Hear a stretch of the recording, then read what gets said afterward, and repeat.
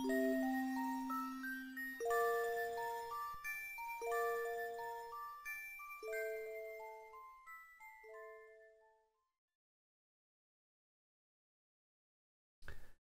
everyone and welcome to Gaffrethon. This year we're doing things a little bit different. No 3-day full of speedruns with people on site. No. This time we're doing a very specific and very special event to showcase and display all the any percent routes of TMC the Minish Cap.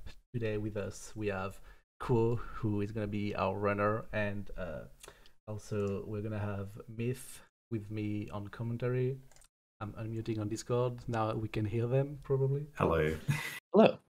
And yeah, that's about it. For a couple of weeks, we're gonna, together with Myth, welcome various runners from the Minish Cap community, and we will have each of them display one route. So Quo, a very ancient and a pillar of the TMC community, is going to showcase the first one, the Legacy route. So now it's time for a few questions with Quo or Dear Runner. But before that, how is everyone doing in chat? How are you doing, Myth? How are you doing, Quo? Yeah, I'm doing pretty good. Yeah, same here. It's a good Saturday. Okay. All right. It's bright and sunny where I live, at least. It's chill weekend. Oh yeah. Get into some Minish Cap. Very, very sunny for you, Quo, since you are living in the American continent. All right, perfect. So can you introduce yourself, Quo? Who are you? What do you do in life? Your hobby? Share as much as you would like to. As much as I would like. So I'm Quo. What I do in life right now, I work, basically. I'm done school, which is nice, but work full-time, 9 to 5, you know, it's the vibes. I speedrun, I stream, I do a couple of other things outside of that, but yeah, it's a good time. All right. So I kind of sold the answer to that already, but when did you first play TMC, and like what's your story with that game? Did you get it as a kid? How did you get to play the Minish Cap for the very first time? Yeah, so I'm not sure like when exactly, but I definitely had it like probably within a year or two when it came out. And yeah, I loved the game when I was young, and you know, I like the game now still. It's a pretty cool game. I've played other Zelda games before that. I was a big fan of the Oracle games. I liked Ocarina of Time and Majora's Mask, so you know, it just sort of slid in that vein of games for me. I see, yeah. And so, did you start running it? Well, not instantly, I suppose, but what was the process like? Why did you start speedrunning TMC? Yeah, it was not instantly. I was a bit young for that. No, so back when Speedruns Live was a thing, I was sort of just like lurking one day, and like I had an emulator set up and everything, and then someone started a blind race for Minish Cap, and I'm like, oh, I remember Minish Cap. It was up to Earth Element. I'm like, I can probably figure it out. The other two guys were like completely blind, so I sort of felt bad because I had like played the game before. But yeah, I did that race, and I'm like, oh, that was pretty cool. And then I just from there started learning. So that was I forget exactly when, but like probably summer of 2013. And then October of 2013, so it's going to be 10 years in like 2 weeks from now, was my first any percent run, and yeah, been going ever since. So celebrating your 10 years history with TMC with this event, pretty good, right? There you go. Right? It was all planned. Trust me, it was all planned. Yes, yeah. I you know, inceptioned the idea. Of course. Speaking of which what was your first speed game? Was it TMC? No, so first speed. So I started with Ocarina of Time bingos because like that was really big back in the day. First actual speed game, I guess I did a few Ocarina of Time categories. I also did a bit of Mario Kart 64, and then Pokemon Snap, and then Minish Cap would have been like the fourth game that I sort of stuck with. All right, so yeah, quite a bit of games before that one. What other speed games do you run, and is there one or two that you really like and you want to tell everyone about? The one that I'm most known for outside of Minish Cap is probably Pokemon Snap, which is, you know, another game that I've been running for a couple years now. A few years, yeah. You know, it's a cool game. I'd check it out. It's not like your typical speedrun, so if you're interested in it, definitely give it a look. All right. What are you doing on Twitch currently? You're not running TMC actively. Well, you've done a couple rounds to prepare for this, of course, but I think you're doing more time trials on Mario Kart, or maybe just playing casually. Yeah, sometimes I do Mario Kart, like just online and stuff. I've been definitely practicing for this. Usually I play a lot of Splatoon 2. That's something else that I've gotten sort of a bug for. As far as runs go, last thing that I did, I sort of wrapped up on, but I will be playing actually Pokemon Snap pretty soon. Ooh. So keep an eye out for that if you want to see runs. And then, yeah, Splatoon, sometimes Pokemon Snap, other things. All right, and remember everyone, you can just exclamation point runner as Darky did to get a direct link to Quo's channel if you don't know him yet. All right, 2 more questions. Now, about the category you're about to run, Legacy. We already know what's your story with it, more or less, since you were there when it was created. Well, what do you want to say about it? Is it a category you're missing and you're like, yeah, it was much better before, or like that kind of stuff? I liked it a lot because like it was a fun run, but it was also simple, like super easy to get into. Mm-hmm. Nowadays, if you like look at any percent, it's not as easy to get into if you want to do like the optimal route. Yeah. I mean, there are beginner routes obviously, but yeah, back then it was like just the one route and pretty much anyone could do it, and it was really optimizing it was how you saved time. It's not introducing new tricks type thing. So yeah, I thought it was cool for that. Would you say, well, this is kind of a bonus question, but would you say TMC went from being a movement-based speed game to a trick-based speed game compared to today? There's still a lot of like important movement in the game, so I'm not I'd say yes, just because there is more tricks, but like I wouldn't really discount like movement as an important factor, I guess. Yeah. Like I always think that would be more important than the tricks type thing. All right. And last question, you are from Canada, so I assume you put maple syrup on everything, like your pancakes and such. If you had to choose between waffles and pancakes, what would you choose? So waffles are pancakes with abs, so I would go with waffles. Oh, very nicely put, very nice.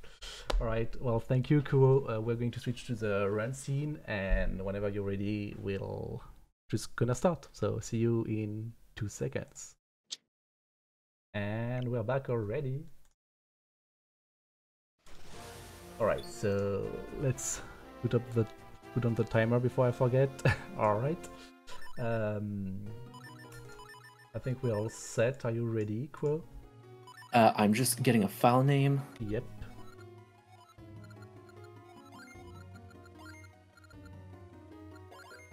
Does this fit? This fits. It excellent. Does fit. Very nice. Lovely.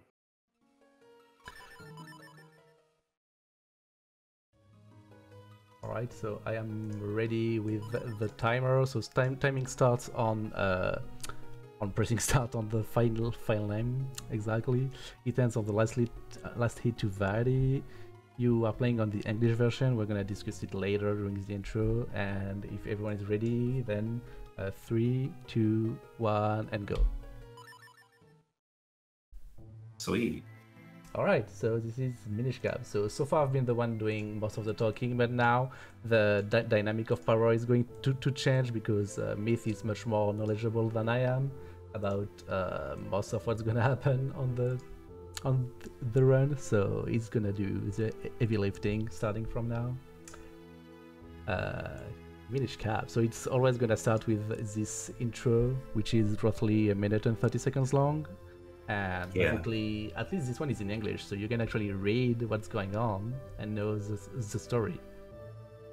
Maybe we should have a very quick little history lesson on where everything began. Mm-hmm. Obviously, the best place to get this information is by watching the Speed Docs documentary on the history of the Minish Cap speedrun, which covers everything in much more detail. But pretty much after the game came out in 2005, one run was done by TSA, which eventually turned out to be cheated. But the point was that it was done pretty much the same year that the game came out, and there weren't any glitches discovered. So that's kind of a demonstration of what the glitches run was at the time.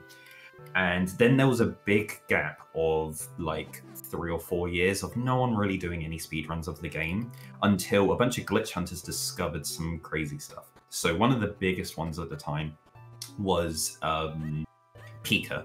Pika discovered the infamous Ocarina glitch. It's not me. And no, not PK. No, they are German. Pika like the Pokemon Pikachu. Yeah, exactly.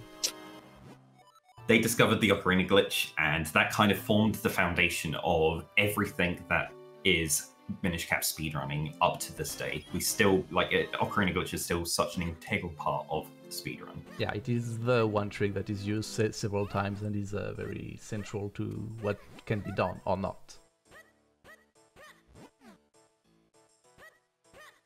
Right, and then did Pika find anything else after its Ocarina glitch? They found about 40 different things.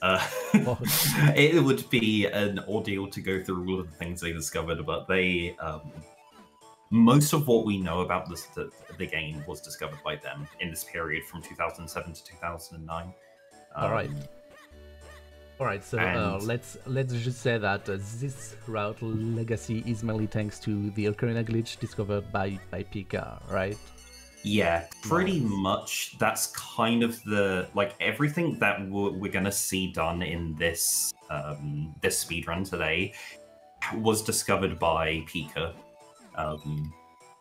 and it was just from the period of about 2011 when people started to first try and do speedruns for this game. Actually, the very first ever speedruns were done in the late 2009, early 2010. But all the way up to 2014, it was basically the same route, which is this legacy route. And it was just improving and getting faster and faster and doing the speedrun process of just getting better at the game by practicing and playing. I see. So quick point about the lore, the story of this game. So far, not much has happened. Link he was sleeping in his bed, chilling, but his uncle, I think, the swordsmith woke him up. Oh, actually, it was Zelda woking him up. Anyway, there is a big party in the one and only town in the whole country, and it's about a festival that has also a tournament, and the winner of the tournament is supposed to get a sword, and we are just carrying the sword to the castle to give him to the champion, and it appears that the champion is Vaati, and Vaati is no good.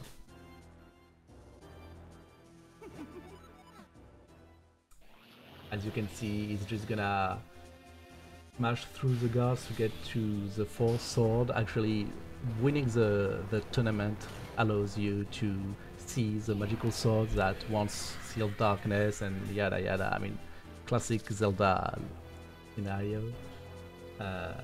And turns out that Zelda can protect the realm or anything. I'm not gonna get into too much details. I think we all know the game if we are watching this route, but basically Zelda gets transformed into stone, and Vaidi is very disappointed because what he was looking for, which is something we don't really understand yet, wasn't in the chest. And that's how the adventure starts. We're gonna have to gather 4 elements and restore the sword to save Zelda, basically. Did I forget anything? No, that sounds about right. Yeah, pretty much the plot. Bad guy saves Zelda, you know. Yeah, bad guy, good guy. Zelda stuff. So one of the there has been a very minor difference already in this speedrun that you won't see in a modern speedrun, and that's RNG manipulations. So I don't know if it was exactly the case when being able to RNG manipulate the game was first considered or discovered, but it definitely wasn't implemented properly into the speedrun until a couple years after this on one of the later routes. Yeah, I think I remember hearing it, I'm gonna pull that date out of my butt, but 2015 2016 or something. That okay, now It's we roughly that, yeah. understand how GBA and GB RNG works. Before that, it was more like conjectures, I think. And yeah. If I can just like interject, before that, so Tompa, who has done a few tasks, his first like actual task was in 2011. He knew how RNG worked. He didn't really, as far as I know, at least, he didn't really think anything would be particularly viable for the run. And like even eventually when we did get the first manip, which was just a blue rupee, like that was at the time people thought it was like pretty much it. Now it's a bit more crazy, but we'll get into that in the next few weeks. Yeah, exactly. Oh boy, was it wrong. So that's pretty much the first difference that we've got here. At the very beginning of the run, we now manipulate a blue rupee, and that wasn't known at the time. So the very first thing that quoted in the speedrun was get the chest in Link's house to get a red rupee. So he's got 20 rupees right now. Because we need to have some money for the rest of the run. We're gonna buy three things, isn't it? Yeah, 3 things. There's going to be a bottle which costs 20. There's going to be the grip ring which costs 40, and then there's the mushroom which costs 60. Yep. And actually, something very important happened. We met Eslo, so actually the Minish Cap, because well, Link gets a Minish Cap, magical hat, and they actually like this idea. Like we know Link always is a blonde kid or adult with a green hat, and kind of finding a new way as to why he has a green hat. I actually like that idea a lot. And we get the shrink mechanic. Eslo shows us how to, or allows us to turn small, and it's the whole gimmick of this game, being able to turn small. Yep, like how in Oracle of Seasons you can change the seasons when jumping on tree stump. Here you can just get small when you jump on the same tree stumps. And so we are entering Minish Village. So this is pretty interesting. See, when the Minish are talking, if Quo doesn't mash too fast, we can see that it's just gibberish. And it's actually very different from the European and the Japanese version. Care to enlighten us, Myth? I don't know about the European version, but really? in the Japanese, it's one's katakana and the other one's hiragana. I don't know which way round it is, but the language you understand is hiragana, and the language you don't is katakana. Yeah. As for the European version, actually it's you just have the text that's written in reverse. So instead of hello, it would be ole. Oh, kind of thing. I never knew that. Yeah. I don't know why they changed that. It was like a cool, Easter egg type thing. Yeah, but I guess in the US version you just have the English language to take care of. In the European one you have like 4 or 5 maybe. And I don't know, they just didn't want to for some reason. So Link grabbed a nut to know how to speak Minish. If Duolingo knew that was possible, they would run out of business instantly. And they would become farmers instead. Yeah.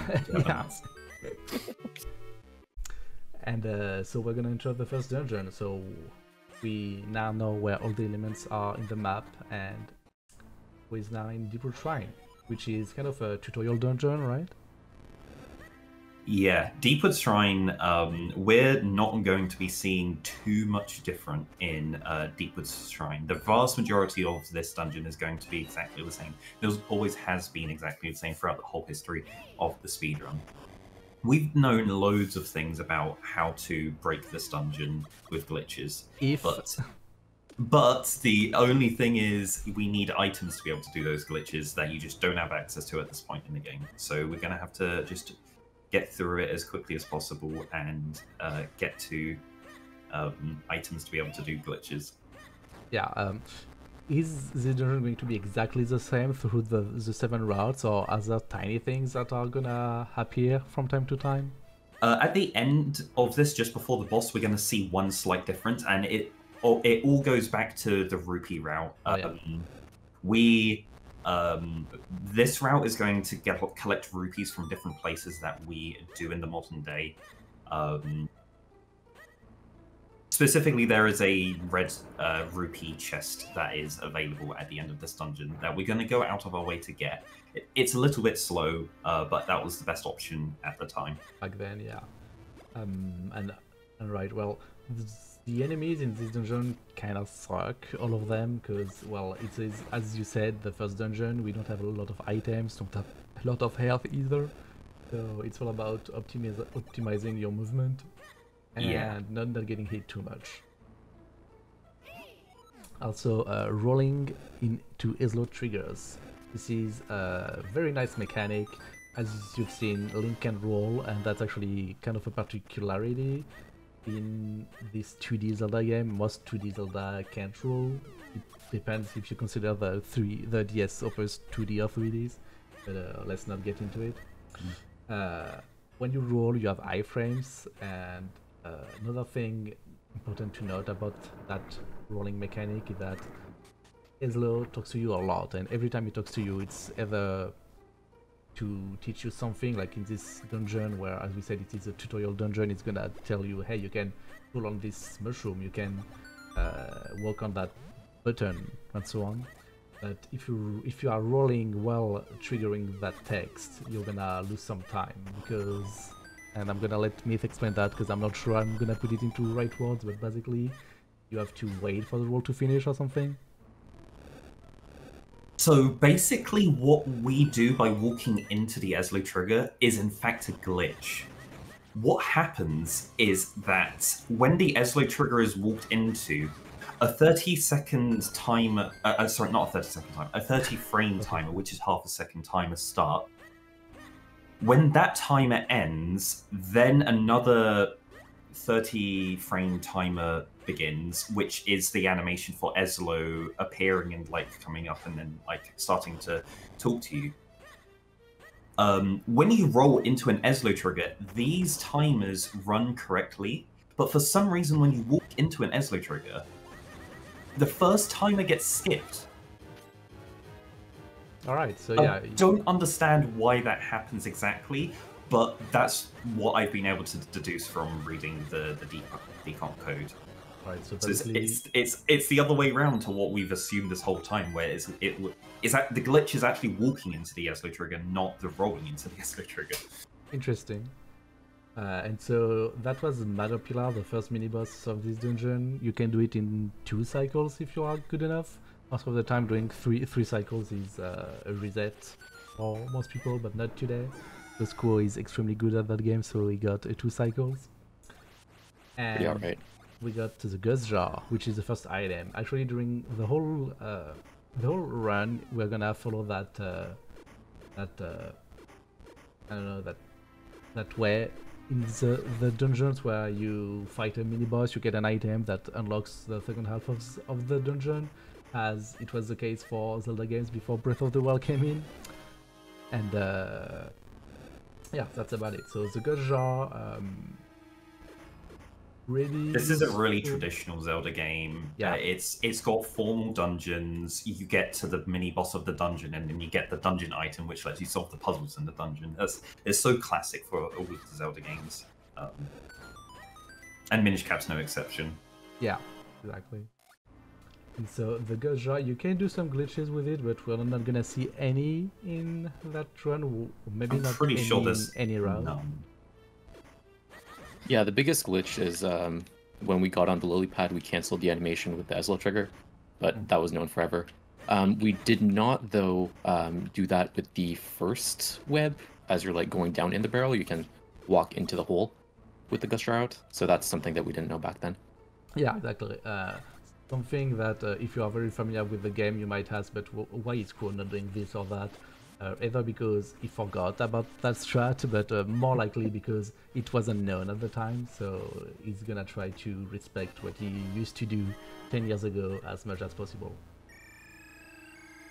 And so right now we're gonna see what Myth was talking about with the extra 20 rupees.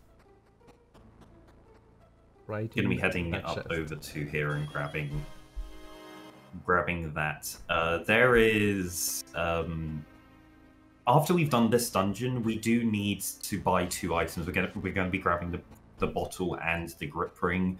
And they add up to 60 rupees. And luckily, when we go to Mount Cronal, there's going to be a red rupee that's very easy to collect there. And that's going to put us to 60 rupees. So we'll be able to buy all of the items before we get to Cave of Flames, which is the whole point of what this rupee route is. And so the boss of this dungeon, a simple green chew. Easy, right?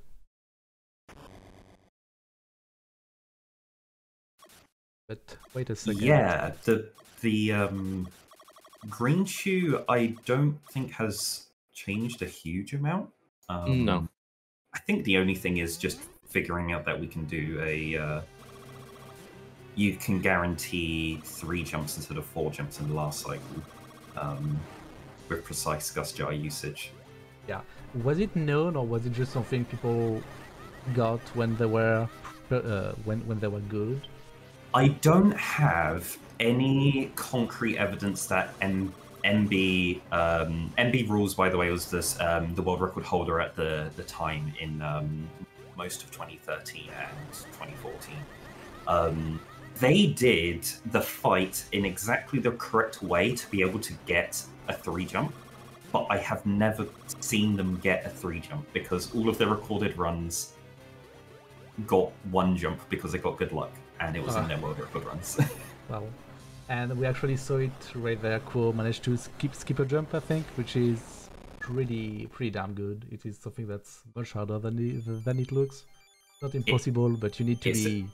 It's really tight. You've got like 5 frames of leeway over the course of all of those jumps. Yeah, so not too much. Yeah, I'm pretty sick. Crow is pretty sick indeed. So that's the first dungeon. So everything seemed to go pretty fine. It's not the kind of times we are used to see in current 80% route or at top level. But remember that this is legacy route. We don't do the things the same way we do now. Yeah, I mean, the biggest time losses there are definitely the rupee chest, and also the English version loses a bit of time, but other than that, pretty much the same.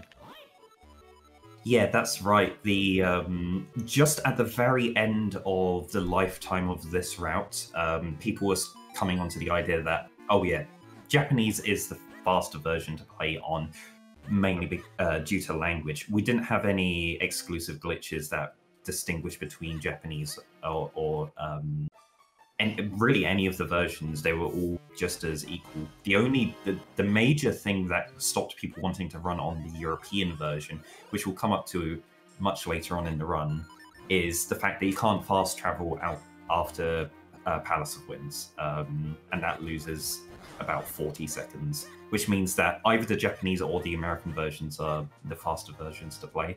Yeah, indeed. And people had access to the American version a lot easier, so people just ran that. And it's kind of a shame because the European version is much more broken than the Japanese or even the US version. Right. Yeah, a lot of stuff got discovered that turns out, oh, this is only possible on the European version. Yeah. And so we are heading back into town. We can see the Wind Waker kid on the right, and this is kind of not a side quest, but another gimmick of that game with the Kingston fusions. It's kind of the Skulltulas of Ocarina of Time, if you will. And we don't really care about all that, so we can just save and quit. And this right now, I'm not sure why it happened. This Ezlo trigger, is it because it's the US version? Yes. Sorry, which one? Yeah. Yeah, the in the US version, one of the differences between this and the Japanese and the European versions is that when you load the save file, it's a really funny little quirk in the game code, but the game is basically just forcing the select button to be held down and until the Ezlo trigger, until Ezlo starts talking to you after you load a save. So yeah, the game forces you to talk to Ezlo every time you load your save file. Interesting. Yeah, we'll see that a bunch, don't worry. Yeah. So that's one of the things that everyone was like, well, the European version has the thing in Palace that makes it slower. The American version has all of these extra text boxes thrown in that are unnecessary. So Japanese is obviously going to be the fastest version, right? And for a long time, people were doing speedruns on the American version for a while, knowing that the Japanese version was going to be faster, but still choosing to run on the American version, at least for a time. And then eventually, after we moved on to the other routes, then people pretty much exclusively only used the Japanese version. Yeah, so a big reason for that was back when Speed Demos Archive was a thing, they didn't really care too much about like version-based time saves, because their whole thing wasn't like world record runs, it was high-quality runs.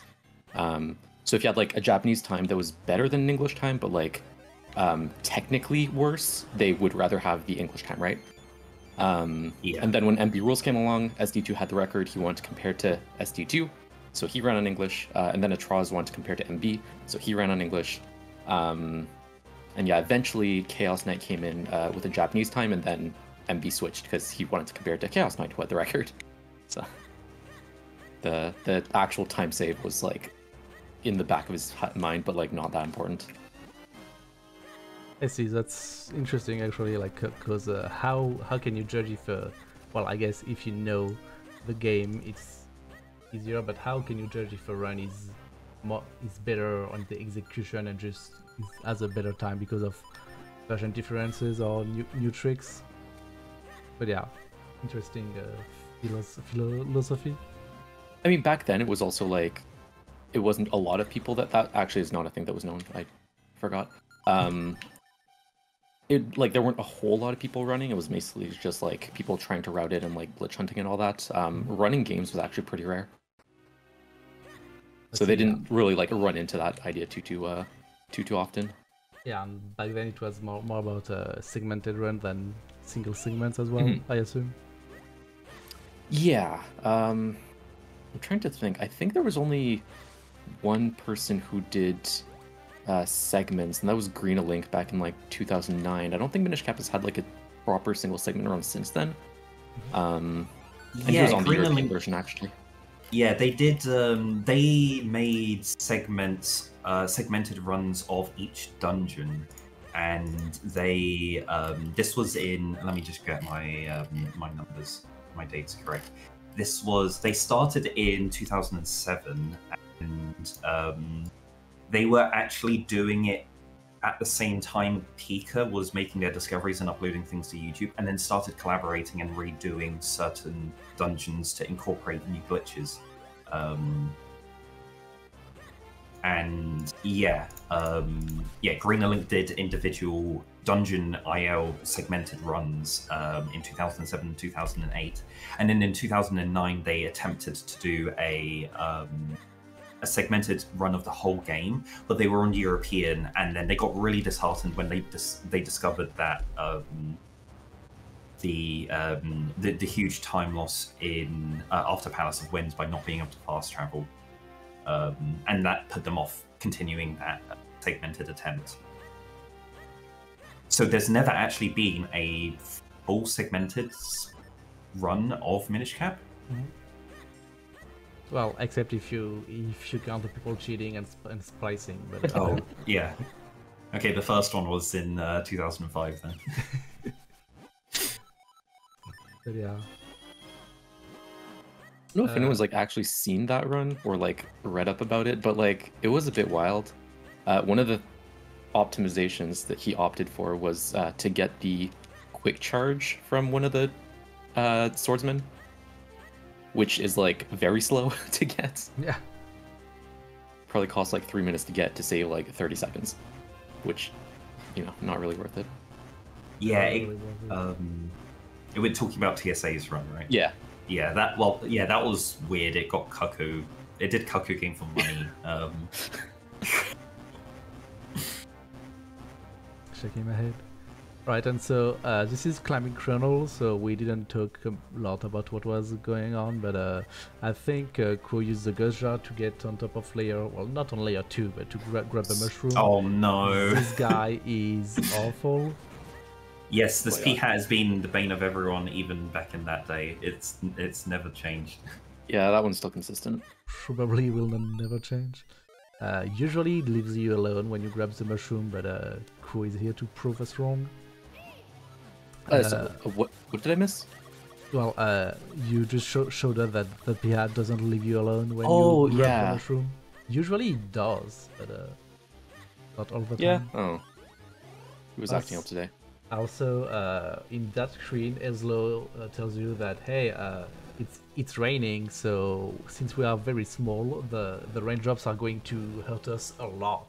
But Eslo is a goddamn liar, because the raindrops only deal a quarter of damage, aka the smallest amount of damage, whereas the rocks, he says it hurts like a boulder, and the boulders do half a heart of damage, but these only do a quarter. So shoutouts to Martin, who loves that fact. I do as well. Like, so yeah, this is kind of the slow part of the run. Well, at least it remains the slow part, because you have a bunch of rolling boulder puzzles. You just climb the mountain basically. I don't know how it was in the older routes. It's the exact same. I don't think anything's changed. Yeah, but I mean, was it considered like the boring? Oh yeah, this was like the boring slow part. You can roll through these guys. That was also known, but no one did it. Someone did it for a bit, not on that route, but and grabbing that enemy was maybe another thing, but it doesn't really do anything more than swag. Alright, we do get these 20 rupees, just again for the rupee route that Myth mentioned earlier. Yeah. And so we're getting close to the end of climbing the mountain. We're gonna enter Cave of Flame then, the second dungeon. So far, it's kind of consistent. Like, with the main differences in the future runs are going to appear either after getting the ocarina, or after getting the cane mainly, or after exiting Cave of Flames, depending on which route we're talking. Oh yeah, Cave of Flames is going to be weird for everyone that is new to the speedrun and hasn't seen a speedrun prior to 2019. Yeah, Cave of Flames used to be completely glitchless. And even back then you had some very minor route changes, depending if you did armor slip or not, typically, because you would get one extra kingstone or not, but we will get to that in the next few weeks. Right now, I need to point out that that is not how you reforge a broken sword. That doesn't work like that.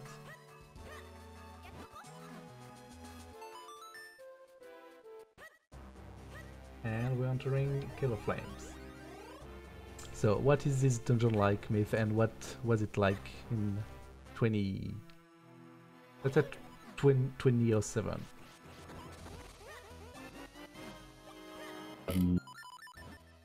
Yeah, so I'm not sure that there's anything crazy in the first half that was not known about at the time that we do now. And in fact, I'm pretty sure this is going to be almost identical to a glitchless speedrun, what you would see in a modern glitchless speedrun. All right. So yeah, nothing too crazy, but as Myth said earlier during the first dungeon, we kind of have the same issue there. It's we don't have any items, so what can we do really? The answer is not much.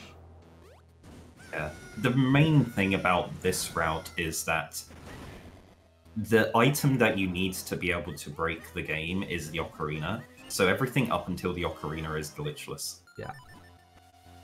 Also, this was a very nice minecart, not like the ones in the Oracle games that are slow as hell. I just played through those games recently again, and like I forgot how slow they were. Like I knew they were slow, but it's like Jesus. That was I pretty missed nice a thing. room. Ran it again. Yeah, the first part of this dungeon is really like Very RNG heavy in terms of the enemies, and Quo got some really nice RNG from these guys. Well, it was kind of like borderline. This could be really bad, but it just worked out quite nicely for him, and managing to avoid getting hit by one of the bob-bombs whilst using the Gust Jar to suck the other bob-bomb was really nice. Yeah. Sort of good. Sometimes. We did not know that rolling through the fire was possible there yet. I hope someone shows it off though. You know, we've talked about this a lot, but I'm pretty sure no one does it ever except you. I used to do it. It's faster and it's cool. The task does it. It's a task strat. This is a very nice like thingy using the Gust Jar to get on the rock. I like it a lot. And so with that chest, we are done with the rupee route, right? Yeah, that's it. That's the last chest that we needed to collect. And so I didn't mention it during the tunnel climb, but Hazel can serve as a hat, but also as a freaking hot air balloon, I suppose. Yeah, Parachute almost. I very recently discovered how the gliding mechanic actually works. Mm-hmm. And did you know that you can just not press anything and you'll still glide at max speed? Yes. Yes. And you don't need to press anything to land on a Go ledge. on ledges? Yeah. Yeah, you just let go of everything. Yeah. Oops. Fun fact, when they coded the rando in this, opening that door consumes 2 keys. I think, because it's like on both sides, which is very weird, but I guess Capcom never really cared or tested that, because you just have 1 key and 1 key is enough to open it, but if you have more than 1, it's gonna take 2 out of your inventory, which is insane. Also, very nice fight coming up, and oh yeah, this is cool. Almost got the perfect one. almost, yeah. So who wants to explain that one, because I cannot. I don't know what happened. That was the old strat. So the strat that we use like nowadays was actually found during like this time period. But I mean, if I'm gonna show a legacy route, I might as well like dig back further strats. So I wanted to show off that one. It's pretty cool. So you drop like 3 bombs in specific areas to like hit specific chews, and that either knocks them towards you or kills them, and then spin attack for the rest of them. Right. The perfect situation is if the like bottom right 2 jump at you at the same time, and you hit them with a spin attack. I almost got it, but missed that little blip. Yeah, it seems to be pretty precise compared to the more modern strat that is much more lenient. Yes, that one's a lot easier and it's faster, and it uses less bombs. The only faster strat that we know is the one that TAS uses, but that involves roll lifting a bomb, and people can't do it consistently enough for it to be worth it. Yeah. Was roll lifting a thing known in Legacy times, by the way? Especially towards the end, people started like understanding a bit more, but even like MB like never did it in any of his runs. I think Chaos Knight did a few. Toads, I think, did a few. I don't think Atraz did any, and those were like the 4 big players back in the day. I've got a great clip of Chaos Knight accidentally doing a roll lift and then freaking out about it because they thought it was incredibly difficult, and then after that they realized it wasn't actually that hard and decided to do it. So back in the day, there was only one glitch, okay? So anything was incredibly difficult. Yeah. Pretty nice room by room. Those 4 enemies are always at the same spot when you enter a room. I mean, that's more or less the case in every room in that game. But as soon as you get out of the minecart, their behavior can get pretty hectic, and they can go hide in each corner of the room, and then you have to run after them to put them in the holes, and it's miserable. Yeah. Atros has a couple videos where they go through different strats for that room on like what's the best way of putting the roller bites into the holes, and it's just so unfortunate that it's ever so slightly inconsistent due to RNG randomly deciding to move the Rollerbites in different directions from the start. Yeah, they do spawn at the same spot, position at the start of the room, but after a second or two, they're in completely different places. Yeah, that was a very nice cycle escape quote.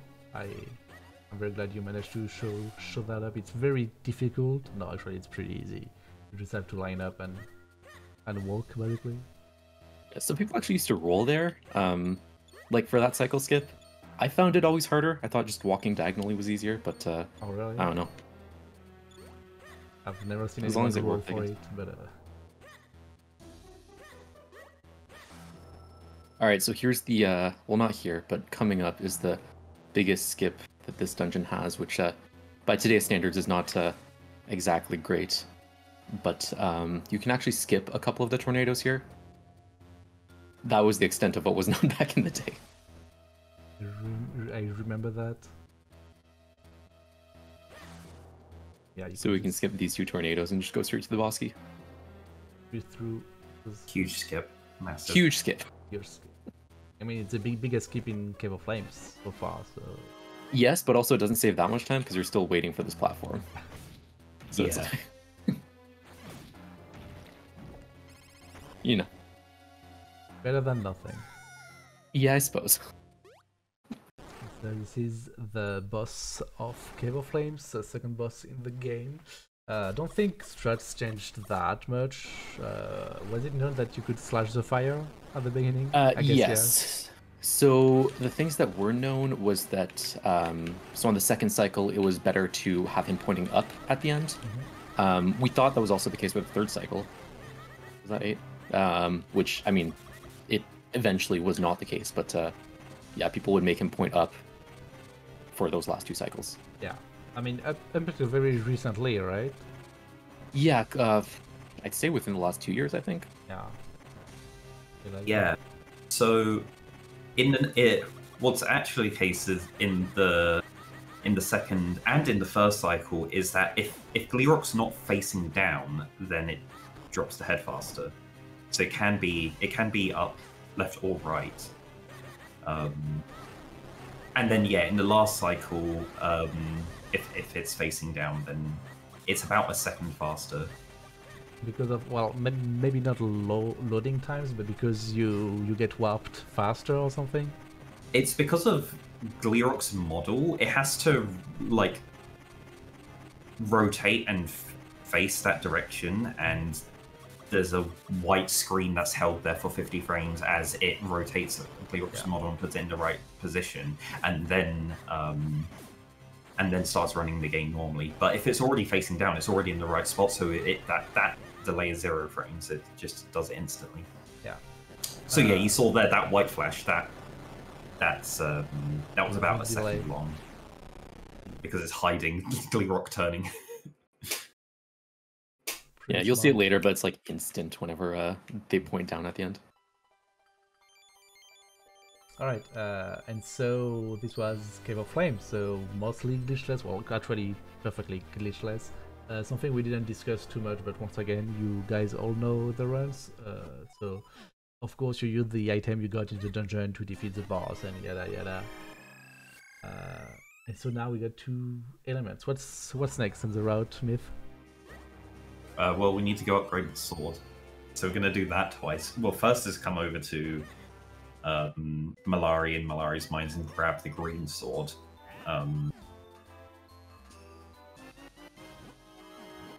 Yeah, it's very important that you get the green sword before going to the castle to try and get your red sword, because you can't get into the sanctuary if you don't have the green sword, which is something that people do once and then never again. Yeah, it's the walk of shame. Yeah, I can believe that, which is kind of weird from Capcom to let you leave without the green sword, because something that this game is very much known for, just like the Oracles in a way, is that the game is very much locked behind a lot of flags, story flags, item flags, a lot of requirements that are very hard to squeeze through, basically. So letting you go all this way without the white sword is kind of unexpected from me.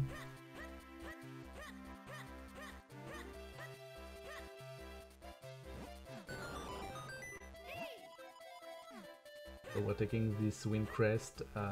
We didn't get the one on the South Arrow Field, right? No, you don't need it in this route. Yeah, I think it was a case that people were aware of it, but since there's only one time you go to South Arrow Field to make it faster, yeah, since there's only one time you do it, it wouldn't be faster to go out of your way to get that Wind Crest. It's just better to walk to town and then move the town out to the south, which I'm not sure is actually true. I've never timed it to verify if it was actually slower. I think we tested it back in the day. You definitely have the boots whenever you need to go to South Harbor Field, so yeah, it can't be that much slower. But oh no, it'd be interesting. I feel like we tested it, or at the very least, Tompa tested it when he did the task. My assumption is that it's so small it wouldn't have mattered. That also really. true. Yeah, It's like within 5 seconds or something. Oh, 5 seconds is 5 seconds. Alright, so now we have the red sword, or the two sword maybe, I don't know what the correct... White sword, 2 elements. Yeah. Yeah, this game has great names for the swords to add maximum confusion. And so Ezlo teaches you that another gimmick of the game and the sword is that you can make clones, depending on how many elements you gather. So it's gonna open a bunch of new paths in the overworld. So that room there is kind of like a huge lock for the game. It's kind of the same as in Donkey Kong 64. There's that big room with I don't know any of the names in Donkey Kong 64, but like there's that room with the big guy in the cage, and there's all of the locks around it. You need to go to all of the levels and get the keys and come back to them. It's like the central hub lock room that you're always returning to at points in the game to advance your progress. Yeah. And the locks in this game are very carefully coded to make sure that you can never do anything out of logic, anything out of order. You have to do everything in the correct order to be able to progress. And oh yeah, there's this fun fight. Very nice setup. Yeah, I mean, there's a faster setup now, but like even back in the day, like the fight was really fast. Yeah. Yeah, I know. That's still the recommended beginner strat as well. Just roll down, face go. right, slap, face up, and slash. It's just so easy, and it's not slow. It's free, and I mean you can save like maybe half a second if you go up and then down and then 3 slashes up, which is what you used to do. And then there was a spin attack strat, which is frame perfect, or actually very, it is frame tight. perfect. Yeah. Yeah, I don't think too many people went for that I one. don't think anyone does. You can go for it, but actually on the new routes, I don't even know what the strats are because it's still the walk up and walk down, or this one. If you're bad. But I mean, in like me. I mean, in the very new route, when you get there, you already got the magical boomerang. So that's what I'm wondering how it works. So we'll see it in a few weeks. But we'll see it done. So yeah, the whole point of getting that red sword is to be able to push this block. Yeah. Which we did eventually figure out how to skip, which will be done in a later round. For the time being, we have to watch this cutscene. And so the only reason I did this event is to see this cutscene a bunch of times. Oh yeah. Of course, my favorite cutscene. You have Vaidi who comes pay a visit to the king, and he does something to him. Something horrible.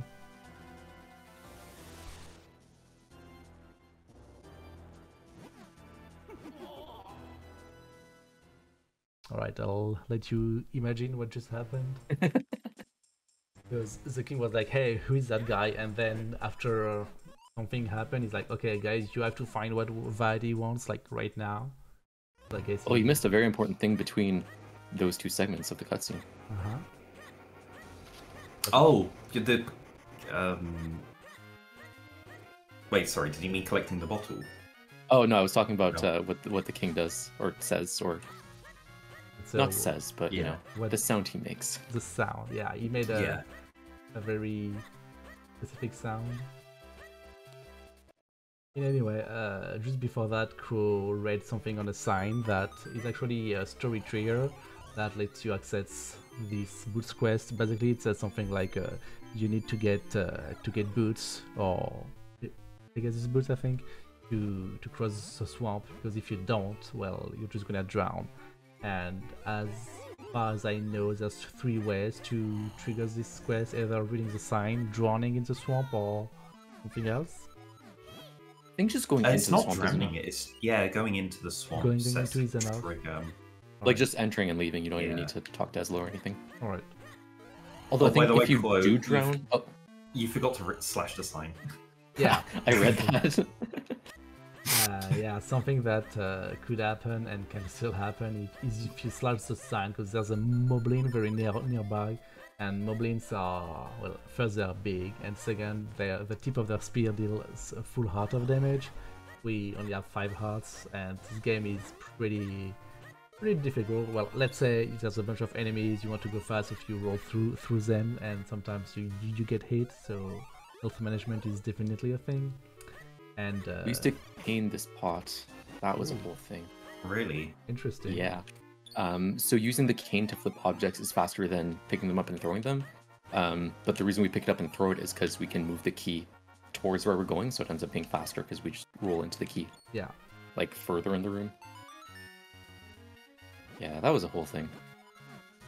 I didn't That know was I that. think during the task that Tompa tested and found it was faster. Was that the 2016? Yeah. Yeah. Fun fact, you actually can get that key as soon as you meet Eslo, I think. The long range key. It's useless, but you technically can. So, Yeah, it's like a minute slower, but it's possible. Yeah, it's a real long out of the way thing at the beginning of the game, and it doesn't really save yeah, it doesn't do too much time anything. here. Right, so right now what's going on is we need to get a magical mushroom to wake up Rem, the shoemaker, so he can actually finish the Pegasus boots. Turns out that the Minish are the one doing all the work, but they cannot apply, I don't know, like the oil or the shoe shine at the end, so they need the human to do it. And he's a very heavy sleeper, kind of like me, like snoring and stuff, so you really need some drugs to wake him up, basically, because I mean they say magical mushroom, but we all know what's going on, right? I don't think it's a magical mushroom. I think it's just really stinky. Stinky mushroom. I mean, that works probably. And so to do that, we pay a visit to Syrup, and that's where we need the last 60 rupees.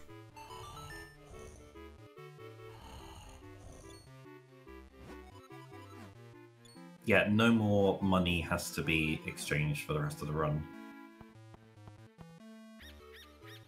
Here you go, shoe shine, and you get 1 boot. Not even 2 boots. Yeah, not even 2. I mean, That's 2 big. boots cost extra, so... Oh, we're not getting the rock breaker? No, we're not getting rock breakers. Was there someone else than... was it MB? No. ACMLM. ACM. Was it someone else than ACMLM doing that? I don't think so. But yeah, I remember testing it for glitchless, because if it was going to be useful in any percent, it would definitely be useful in glitchless, and it was even slower then, so... I don't know, no one really Really did it. went for it other than him. Right, and now on our way to the next dungeon, we have to go through Castle Wilds. Very nice. This fight is actually RNG. The Dark Knight can either charge, slash, or do something else, but the strat has remained the same forever, basically.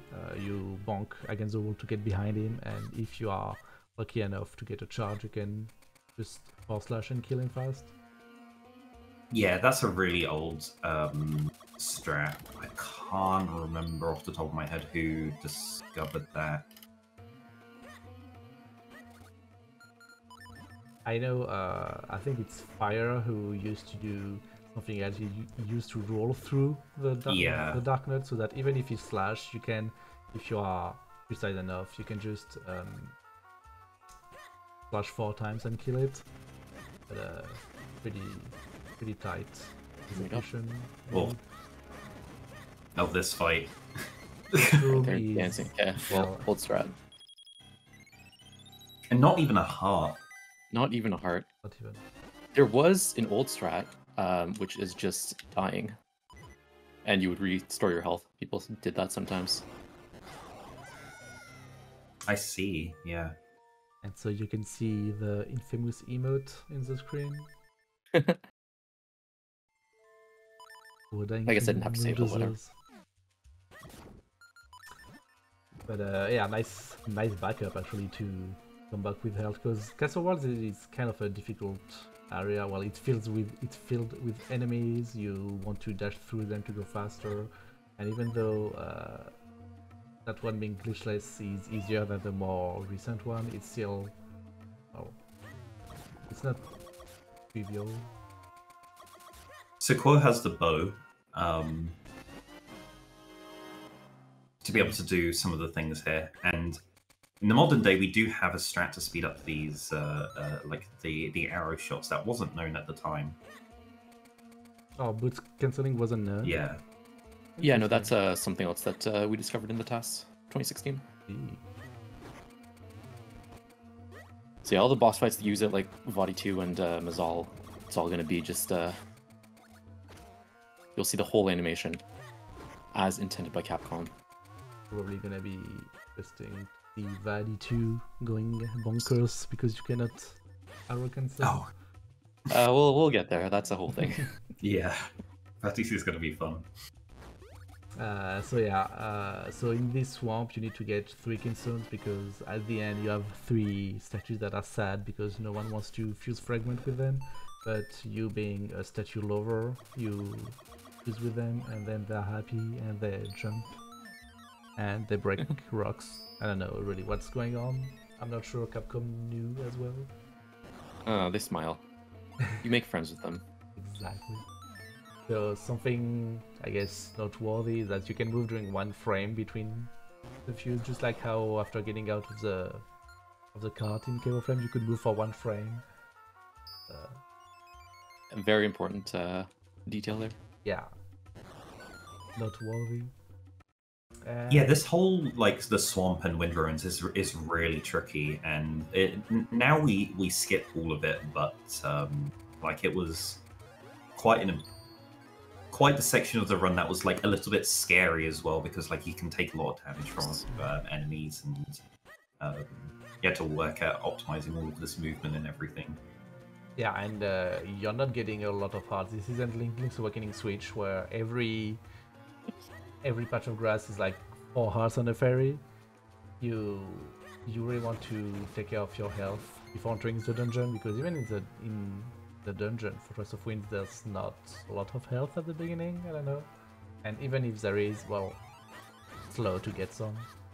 Yeah, exactly. There is quite a lot of hearts available. There's 4 in the room on the left and 4 in the room on the right, which you can get. But yeah, it's every skull you have to grab to throw and pick up a heart is time loss, so that you want to kind of avoid. Something interesting about that screen, it's one of the few screens where transforming into a Minish doesn't reset what's going on, so Cool cut the grass before so he could get by faster. Yeah, that's there's a lot of them. That's really complicated. There's some weird things going on there that I don't fully understand, but yeah, the game's got a very special thing that it does only in that room, which is very... I'm very curious about. Oh yeah, I remember you have to kill every enemy to open that path, and the rock beetles are awful basically. But yeah, we're in the next dungeon, Fortress of Winds. In this dungeon we're gonna get the wind element, so This one is it's pretty cool. Well, I don't know the route, the glitchless route, but I like the route. The next routes, like with the portal items and even the manipes, actually. I like that dungeon a lot. But this time we're gonna see it perfectly glitchless, right? More. I mean, so like this thing with the tiles was also known. So there's a puzzle in the next room, nice. Nice. Where you need to, technically I should be breaking the skull to the right, but you don't need to as long as you just step on it from left to right like that, and it just works. I think that's the only like glitch in the dungeon. Yeah, it's only from left to right. If you go from right to left, it doesn't work. You would have to have the clone link and the clones on the other way around. Okay. It's to do with lag of how the clones are lagging a little bit behind Link. So you can step onto a switch before a clone steps off of the switch, and then it will trigger it as hit. I see. I've always loved how that Amos, you can just whack him and he's like, okay, and he just... I'll move. Let me see. The deactivation zone for this Amos is the tile to the left, so that sword slash recoils us back into the deactivation zone. So it activates, instantly deactivates, and so yeah, he just gets up and sits down. It's quite funny. Okay, starting now, I have no idea what's going on, because I did like 2 glitchless run ever, so I don't remember exactly how it goes. So we have to basically know what I'm doing either. We have to basically full clear the dungeon. There's 4 small keys available, and 2 of them are in this front section. So we did like the front right, and now we're going on to the front left. You can do these in any order. You don't have to go and do the right hand side first. But yeah, in the modern day, we skip going here because it's completely pointless to do so. You could theoretically come here and grab this small key to go and get the mitts, but it's just slower. And also, you would then, when you're going onto the right-hand side to be able to get to portal items, you're having to solve puzzles that you could have solved earlier. So,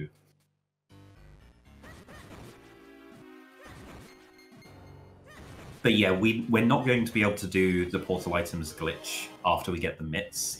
So we're going to have to do the entire dungeon the intended way. So there's going to be a lot of stuff that's happening after we get the mitts, instead of just rushing directly to the boss. Ooh, so getting, like, pushing the block... Oh, no way. Yeah, okay, that was known. Yeah. Oh. I forgot how it was done.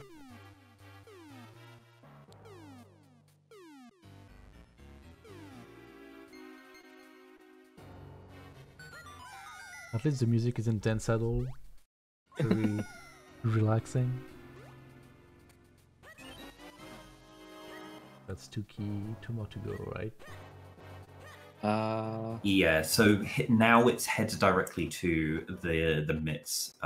After we get the mitts, we're going to go through the back half of the dungeon, and that's where the next 2 small keys are, in kind of like a straight line path. This dungeon has a bit of a slightly odd design where you have a little bit of options of where to go, and then it kind of converges into a single path. Yeah, that's something that's often a critique, I guess, of Minish Cap, is that it's very, well, I was going to say linear. I mean, classic Zelda games are all kind of linear, but this one especially, you have only one way of doing things. Yeah. I think most of the, at least the criticisms that I heard were people who got confused in Palace of Winds. Oh, really? Despite it being a completely linear dungeon. So this is another version difference for the US version. There are skulls there. Them, I think. I don't think there's anything in them. I think they are random drop skulls, but I've never checked it. As far as I know, yeah, it's random drops. Okay. I guess it was just to really show that there was something there, because yeah, it was confusing. Capcom thought that Americans were stupid. I know in the EU and Japanese version you don't have those skills, but so this dungeon is definitely one of the more open dungeons that is like free form, and there's different ways you can go to different places. And I'm pretty sure this is like one of the more popular dungeons. At least it's one of the ones that I see the least criticism for.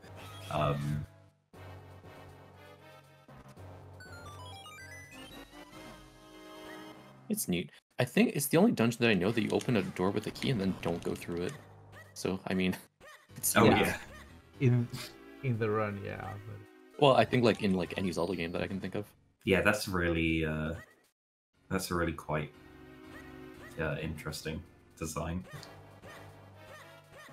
They're really cool.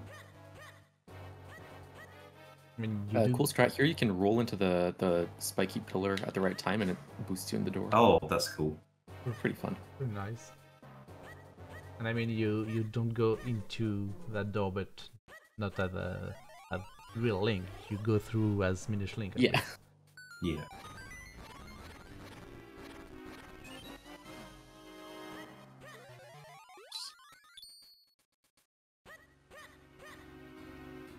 So here's one of the scary parts of the dungeon. Oh god, what are these guys doing? They're being pretty nice. Yeah. It's when they're together that's like super scary. Yeah. But yeah, those floor masters can just grab you and they will take you back to the beginning of the dungeon, and it's about a 1 minute time loss. Yeah, that's not a good time. Not what you want. At least they die in one hit with an arrow, but you need to get them with the arrow. Yeah, it's also a version difference. I think in the European version it takes 2 arrows. Yeah. European version just sucks because everything is harder. Oh well. You got grabbed, cool. What did Oh no. Okay, well. Yeah, so this is what happens. You lose a bunch of time if you get grabbed. That's the worst. But no, it's actually faster to get grabbed by a bit, just because it puts you like right basically outside the boss door. And Ko is so confident he's not even unlocking the teleporter to go back to the boss. Yeah, in case he dies. Which is another fast shot. So Mazal, actually, maybe my favorite boss in that game. I really like the design. He's a big head cool. with 2 hands. It's a classic Nintendo boss. Yeah. Hand in eye in hand monster. Was it known you could click through the end if you mash the sword? I suppose not. I actually don't know. I didn't find anyone doing it, but also people normally, don't do that in runs. I do. Okay, well back then people didn't do that in runs. I mean, to get faster to the Minish portal. Yeah. So basically, in this one is kind of different from the other bosses where you have to use 2 items. 2 new items, the bow to kill the eyes in the end, and the mermaids inside Mazal for cycle 2 and 3. The vulnerable pillar is random, but it cannot be the same twice in a row. I actually wonder if that's something that never happened and people assume it was a rule, or if even back then people knew it was written like that in the code source or something. I knew that like people knew that it couldn't be twice in a row the same one. I'm not sure who came up with that conclusion, but I mean they were right, so yeah, but it's like didn't matter. If you if you freeze the RNG value and don't let it update as you go into the Mazal head, it crashes the game. Because it rolls RNG to see what the pillar was, and if it's the same as the one beforehand, it will roll again. Okay. So that's what causes the crash, because it's just infinitely doing that and gets stuck in a loop. Interesting. But yeah, so it does, on a code level, make sure that there's never the same pillar twice in a row.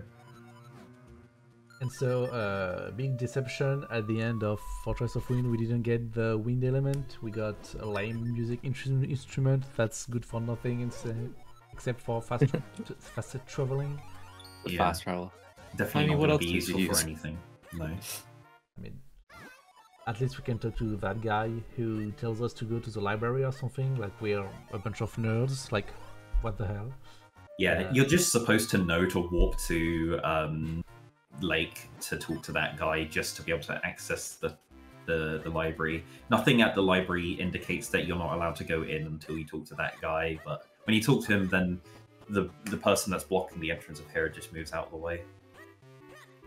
Yeah, I guess if you've never interacted with any Windcrest, you play the ocarina and hey, this is the only thing I can do, and then you're curious and such. But yeah, it's kind of cryptic. But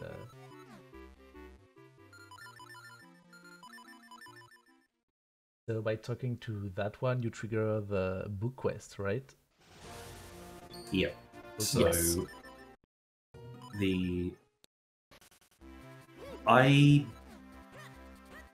I'm not too sure. I think you can collect the red book before you talk to them, but the green book is not available, which is the second book. Yeah, so you can collect the books, you can't give them to the library, if I remember right. Yeah, And then you can't get the green you book, can't hand them in either. But yeah, the green book's not collectible, and I'm pretty sure the blue book isn't also collectible, but I've never checked. You would need the power bracelet, so I'm not sure. Can you get that? I think Yes, you you need can. to get the green book, or you need to start that. I don't remember actually. No, you can get you're supposed to get the power bracelets before you get the green book, but no, we can definitely go and get the power bracelets without having to talk to anyone in the library. Well, there you go. But yeah, you went out of your way into a digging cave to get a kinstone. Yeah, so nowadays we get that one in Fortress of Winds, if anyone knows the any % route. We will be fusing, during the book quest actually, we'll be fusing with a stranger, and that will be useful half an hour from now. We'll get there. Yeah. So the major skip that this route does to save about 15 minutes of gameplay is we're going to skip directly from the end of the Temple of Droplets, the next dungeon. After upgrading the sword, we're then going to go immediately to the second to last dungeon, Palace of Winds, by using the Ocarina glitch, which you are going to demonstrate for us here. Right here. Well. Alright, well, second try. There's a lot going on in this room. All you gotta know is that this is connected to a different house. And we can just warp there. And then we need to go up and down the stairs because the book on the right is actually not spawned if we just do the Ocarina glitch and run here. And we didn't know of a better way to do that. That's foreshadowing, by the way. Yeah, you can also go up and down the staircase in the room prior, and it will have the same effect. It doesn't matter which room you do it in. If you do it in the room prior, when you come into this room, you get some really bugged out sprites. Link looks like a green Moldoza. It's really funny. We'll see more about that later. Next week.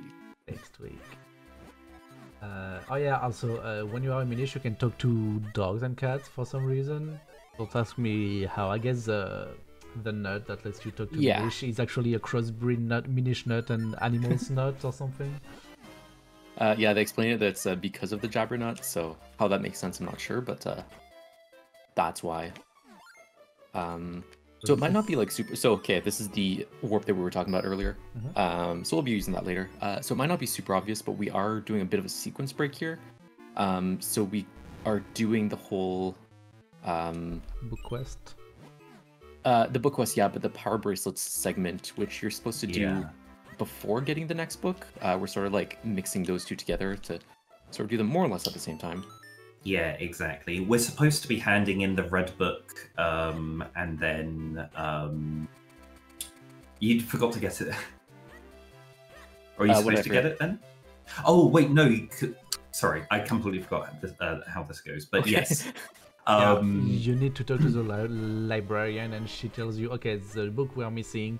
We landed it to that guy, and so you come knock on his door, and he's like, no, I don't want to talk to anyone. Oh wait, my book. Oh yeah. You're gonna hand in the green book with the red book later. Sorry, with the blue book. Red and blue, you're going to hand those two books together. Okay, got it. Yeah, the how it's supposed to work is you hand in the red book, you talk to the receptionist, and she's like, "Oh, you need to go and talk to the doctor left because he's handed in a book." And yeah, this whole time he's been not letting you go into his house, and you say that you're here to collect the book, and then he lets you in, and that's the only way you're allowed to get into there and do what Chloe did, where he used the bottom and dumped it on the fireplace to put out the water, so that you can come to here. This is you're supposed to do all of this before collecting the green book. Yeah. Question: wasn't there a nasal trigger right before getting to the cats as a Minish? No, I think you. Oh my god, where am I supposed to this? I think you get that as a little trigger earlier. Maybe if you don't get that one, there might be one there. Yeah. There's one for cats. Happens. Yeah, in the house of the first book. I believe it's a shared one with the cat in Juliet's house. Mm-hmm. There's a lot of shared Eslo triggers where they all share the same flag, and if you go into any single one of them, it will then close all of them in the rest of the game. Alright, yeah. Well, we'll probably see it in the Flipper Quest route, because that's the one I have in mind, where the first cat you see are the one outside, and so it's always like, oh my god, those cats are going to eat us. The same thing happened in Swamp when we went up to the Igors. All of them have a zone in front of them that is, if you go to and stand there, Eslo tells you that there's a funky looking statue or something. Yeah. But yeah, you go to any of them, and then all of them get removed. Right, pretty interesting stuff. Yeah. There, Quo is doing some ghost jar movement horizontally to get a boost. Some neat technique, I suppose. Doesn't save a lot, but I mean, you have nothing else to do, so why not? Yeah, that area is easy enough. And we're getting the third and last book. Finally, we're gonna... Why are we doing this again? Book quest is to get the flippers, because we can't skip the flippers, obviously. So we know that how to get to the temple without the flippers, but there's one room in the temple that we need the flippers for that we do not know how to skip. So we need the flippers exactly once, but we'll use them twice. For now. For now. Yeah, Templar Droplets is the next dungeon coming up, and it's an ice dungeon, and it's a water dungeon. And yeah, there's going to be quite a lot of stuff going on in the first half that we kind of have to do intended ways because we don't have ways of skipping it. But the second half, definitely. After the boss key. After the blue warp. Oh, yeah. That's right. You're going to. You do just skip the boss key, don't you? Yeah. Yeah. We'll get there soon enough. But so the first part, which people sort of usually forget, we sort of skip a lot, and then the first part of the second part is pretty glitchless, which we don't do as much anymore, or at all actually. This is in the current route. Is turning into Attack on Titan. The final part. The final season, part 1, chapter 1, special. Chapter to part 2. Right, so that guy is a funny trickster. He's like, okay, yeah, just stand there. I'm gonna teach you how to swim, and you actually fall. And surprise, idiots. Yeah. But actually, you are really gonna learn how to swim because you're gonna get the flippers in that chest. Speaking of getting thrown in the deep end. Oh, I hate those guys. Alright. I recently saw what the hitboxes of those guys look like. Their heads are massive, and they're really stupid as well. Yeah, they're weird. They sometimes they just for a frame just change the position that they're at. And if you time it well, you can just get slashes to hit their main body So you can just be like slashing it and continuously hitting its main body just like through its head. Which you see in stuff like TAS. But yeah, good luck trying to do that in an actual run. Not easy to do. Little heart piece there to get a health refill. Yeah. I will get it to be safe, but if you got it in runs, it used to be called the heart piece of shame. I get that all the time in glitchless. I mean, yeah. If you... It's easy and safe. Yeah, exactly. And so the Temple of Droplets dungeon is actually a Minish portal, and that's the second dungeon we're doing in Minish form, which is kind of nice, seeing how half of them are in human form and half of them in Minish, I think.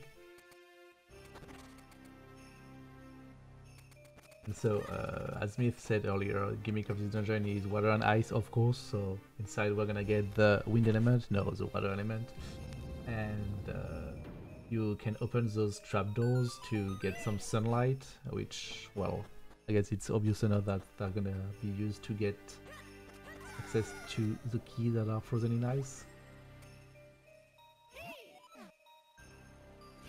So what you're supposed to do with this key, oh my god, if I can push the block. Very nice. What you're supposed to do with this key is go to the left side of this area and get the boss key.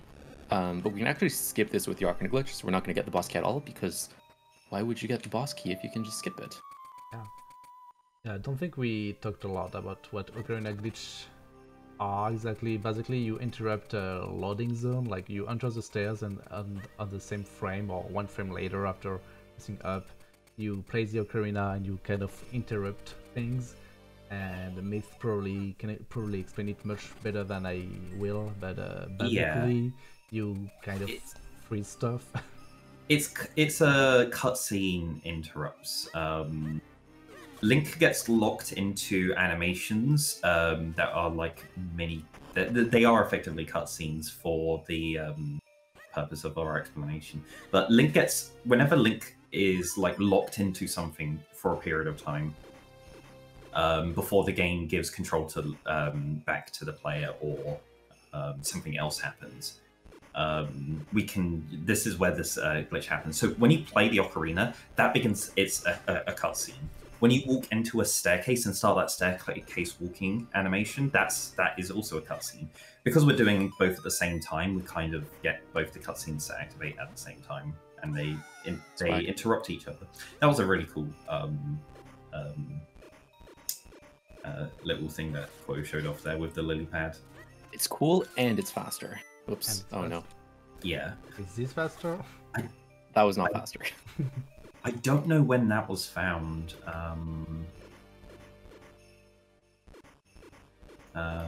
I don't know exactly, but it's pretty old. I'm not sure if this might not have been Legacy, but it was definitely a while ago. Also, Link is now canonically Jesus because he can grab keys and walk on water.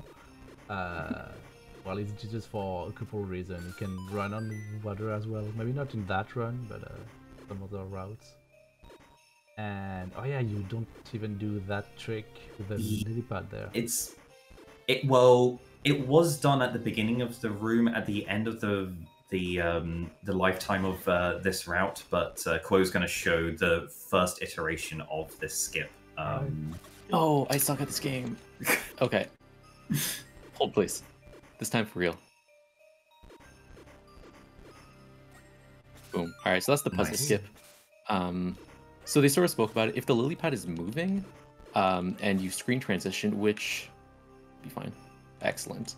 It's going to show up at the end, and I don't know why, but we always did it with that one. If you know, you know, but don't ask why. You can just do it at the beginning of the room. And no one tried it for ages. That will, by the way, CK did it. In the dark room, that's frame perfect. Same. Oh yeah.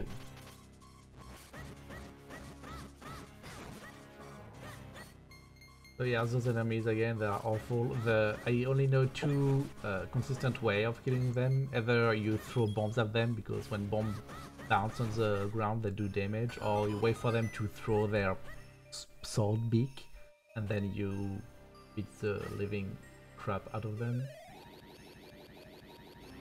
You can do what like Quo showed there of getting them to change direction and then attacking them from the opposite side.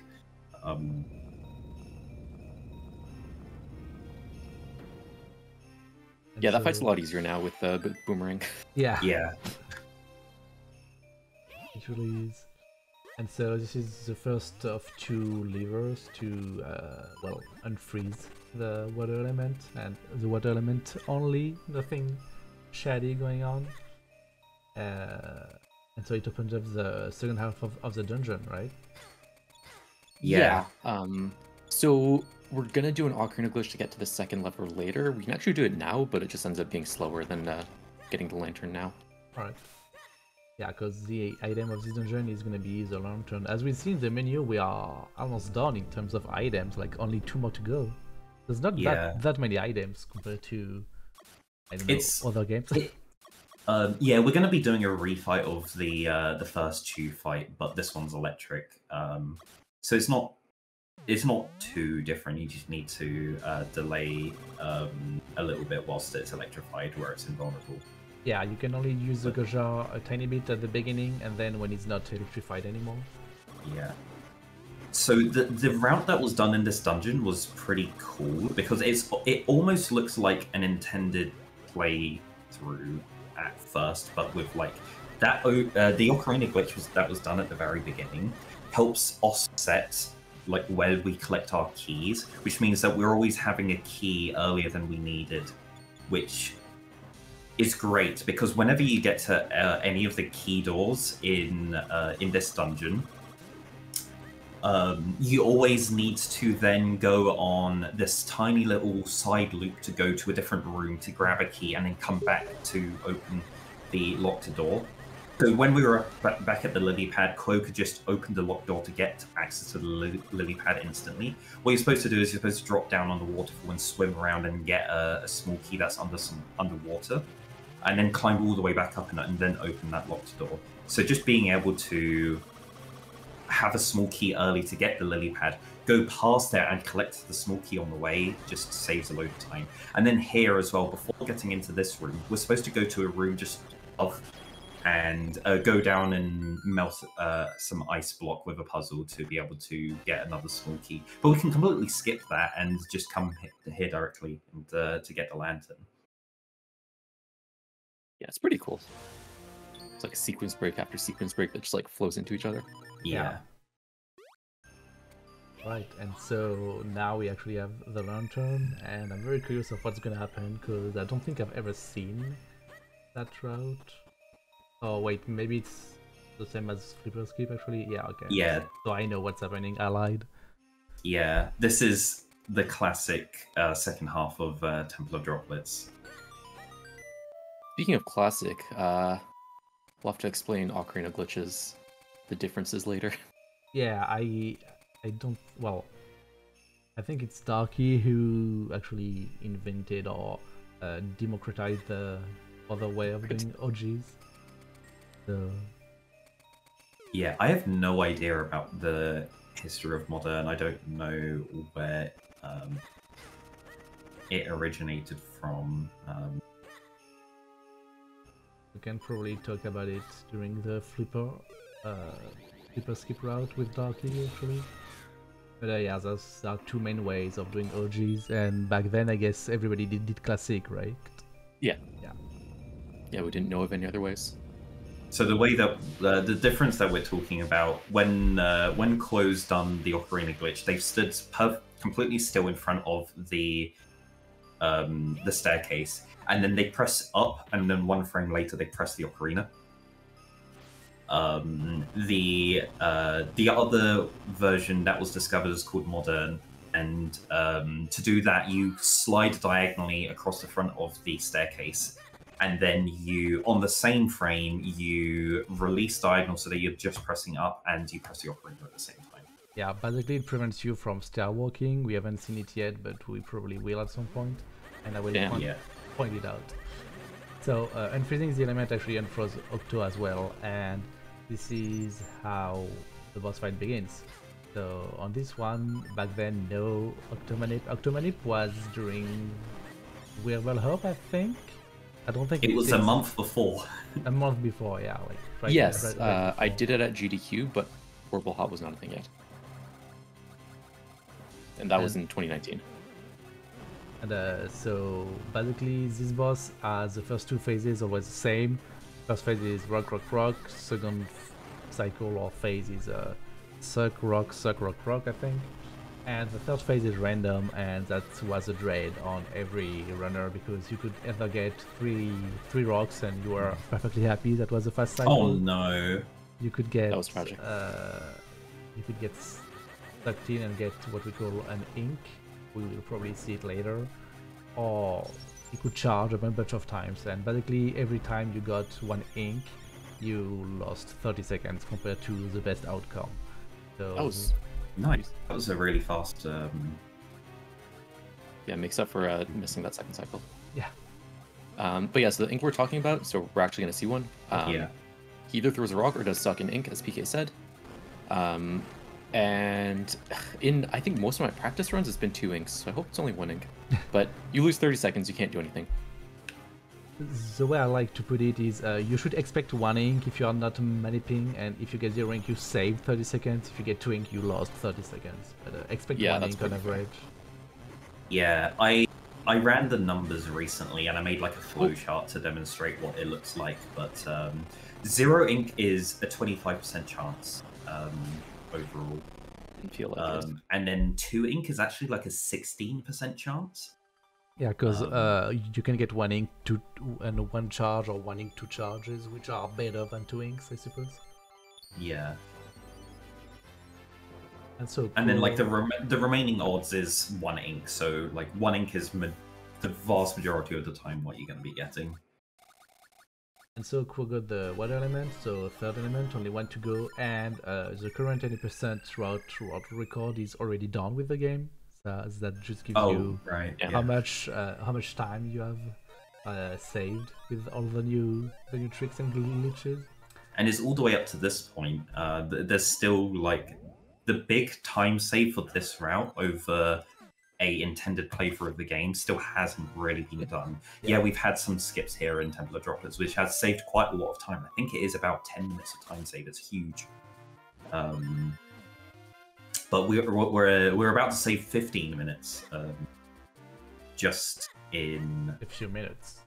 So what is expected of you is to go back to the sanctuary, play some hide and seek, because now kids are not allowed in the temple anymore. In the castle anymore. And there, I assume... Oh, is that intended? No, so I messed up one of the rolls, and on the English version specifically, or North American version specifically, the guards are very hard. I was not going to make that cycle. Yeah. So we'll have another shot later. It's hard. Yeah. The only difference is the last guard. It doesn't stop for as long when it stops, turns, and then turns around in its in like its patrol pattern. Mm-hmm. I don't know why in the American version they decided to make it harder by making him turn faster than in the Japanese and the European versions. But it's a pretty well-known strat in the Japanese and the European versions that if you just go full speed and don't stop or slow down, you can just go through the whole guard section without getting caught, and it's very easy. Yeah. Yeah, in English it's the exact same strat, it's just not as easy. Yeah, it's literally just the last guard. It's on a slightly different pattern, so you have to watch out for him at the end. It's okay, we got one more shot at it. Yeah. So now we got the blue sword, which is actually much prettier than the red sword, in my opinion. And well, what it does is it ups your damage a little bit, I think, and you can get 1 extra clone, which is gonna open up some more of the overworld again. And what is expected of you is to actually use that extra clone to go to Royal Valley, because there was the king that died from probably too much pleasure from Vaidi earlier, who told you, hey Link, come with me to the fucking graveyard. We took the G out of the graveyard, so now it's a graveyard. We're gonna party and stuff. It's all more accurate, by the way. And Link is like, nah, and you just use the teleporter and go directly to Palace of Winds. Just aside, you're supposed to get one golden keystone that opens up. That's a stair walk, by the way. This is 8 seconds. Yeah, 8 seconds of time loss by pressing the ocarina button 1 frame late. And 8 seconds is plenty of time to reflect on your bad choices and to feel bad about not getting the OG, trust me. But to finish what I was saying, you go to Vale's Fault and then Cloud Tops, where you have a bunch of stuff to do, but we can skip all of that, and that's around 15 minutes, as Myth said earlier. It takes longer to explain what you're skipping than to actually do the skip. That's kind of funny. And so this is Palace of Winds. This first room is a nightmare because of the Pihats. Pihats are kind of the worst enemy in that game. We will talk more about that in the next few weeks. Yeah. I should have done Medallion. Medallion was not known back then, so it would be disingenuous for me to do Medallion in this run. Yep. It will be done by yourself, Doggy. Yeah, you show it off. Also, the only reason we need the blue sword in that dungeon, I think, is for the first block, or did you need it for other parts in that route? Oh yeah, they're going to be doing another block push puzzle. There's going to be multiple things because there's a whole second half of the dungeon to do as well. This dungeon's very different. Alright, I will see how it is. Oh, sword strats. So with rope fight, you use bombs to kill them faster. You still use bombs nowadays because people will use lantern for preference or because it's easier, I think. It's easier, and also you have more bombs at the end of the day. Yeah. So this was very well executed, I think, so congrats to Crow for that. I wonder, did you know? Yeah, okay, you knew you can do that. Well, it is possible. Yeah, the jump's been known for a while. I've not messed that up in practice. It's a bit upsetting that it failed now, but... I mean, nobody has failed that ever until they do in a no reset setting. Alright, there we go. Oh well. But now we've got a free setup, which is much easier to do. Then instead of at the time, it was kind of have to feel it out for yourself. Yeah. Oh, I still feel it out. It's I'm not a good example though. So yeah, this is the next spot that we're going to be using the clones. Indeed. I remember that part. You can walk diagonally off of that, by the way. People don't do it anymore because of stair clip rather, but yeah.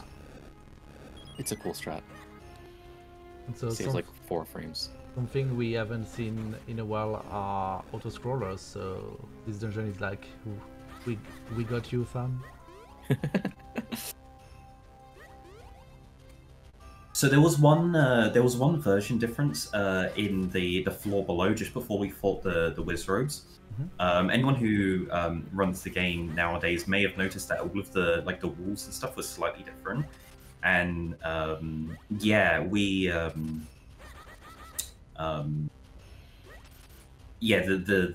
how that area is set up is very different. So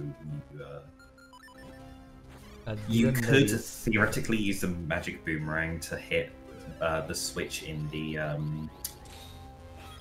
on the European and Japanese version, so it's not really possible on the American version just because of where the walls are all set up. Okay. Oh yeah, it's gonna show off. You can push the port from afar, but only those two, because you are hugging the wall. Yeah, it looks a bit funky, but it's technically optimal. Yeah.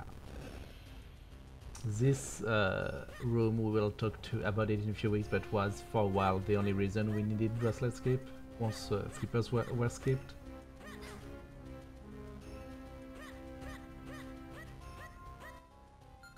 So this dungeon is by far the longest in that route and in the casual game as well, right?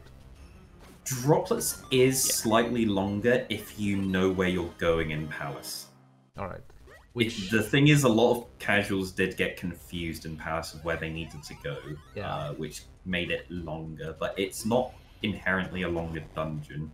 And yeah, this route, it's longer because we got skips for droplets, whereas we're not going to skip anything here in Palace. So fun fact, you can just touch the top of the screen and transition with the clouds, which is what Kuo did a few seconds earlier. If you're fast enough, you get that cycle. Ooh, nice. So that's pretty cool. I haven't seen that boots list. Yeah, I don't know when boostless was found, but we used to do that without boots. You'll see, especially in the next dungeon, that like boots were not as utilized as much for some reason, even though it's the speed item. I mean, it's one extra menu are slow, right? Exactly. I believe it was mainly Vlak that kind of changed people's opinions on the boots, and they did more equips for boots in places that weren't done in the past. Was the Cutscenology well, not Cutscenology, the Cutscenology known on that room? Not at the time. No, not at the time. It was discovered by Tompa in 2016. I see. So for the flipper skip route, this room can be dramatic if the Dark Force isn't cooperating, but he seems to be a good guy. All right. Yeah, he's fine this time at least. Plenty of other chances for him to be an ass. Okay, no bomb strat? No, not yet. Not yet. So It's all the way in the corner, nice. Room with the fight, that's, I don't know, well, I guess that's to give you something to do. So as we said earlier, moblins can be very dangerous.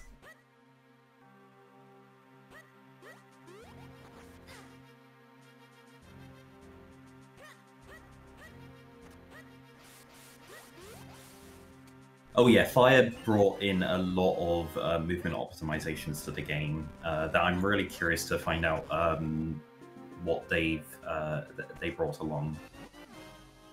Alright, and now we got the big key, so boss fight is coming up in a few seconds. Well, there's a fight. Well, not in a few seconds. There's an Eslo trigger here that you can jump over, so you know that's a skip. That's another skip. It's a cool skip in that area of the dungeon, you know. This is a great fight. I love that strat. The Dark Knight is like, where did he go? That never refuses to be entertaining. Such a good fight. And this is the second part of Palace of Winds, which is even longer than the first part, maybe? I don't know, or more or less. It feels like it sometimes. It feels like it's longer. Yeah, it feels never ending. You jump there specifically because if the fire snake gets you and knocks you in one of the 4 corner pits, it's like the worst time loss ever. This is also an old strat. It's pretty cool. Oh yeah. I suck at the game. What? Oh no. That was so unfortunate. I thought he got there. Alright, well... I remember doing that in Hundo or Glitchless, I don't know, but I've done that glitchless. Once or twice. Yeah, all of these strats that are being done here in this older version of Any %, they're still used. They're still the most optimal ones for these sections of the dungeons in things like Glitchless. It's just that we skip these areas now, so we just don't come here. Yeah. This small key in the shed that Crow just got, keep that in mind the next few weeks. This is a dreadful chest in one of the older routes. Or next route, I suppose. Next routes? And a couple routes time. Yeah. Oof. Please. Those floor masters are really awful to hit. When you see their hitbox, it's like a really thin rectangle, so it's so hard to hit from the side. Oh, really? Yeah, I think we're gonna see something pretty cool there. Yep. Oh yeah. Nice. I like that jump.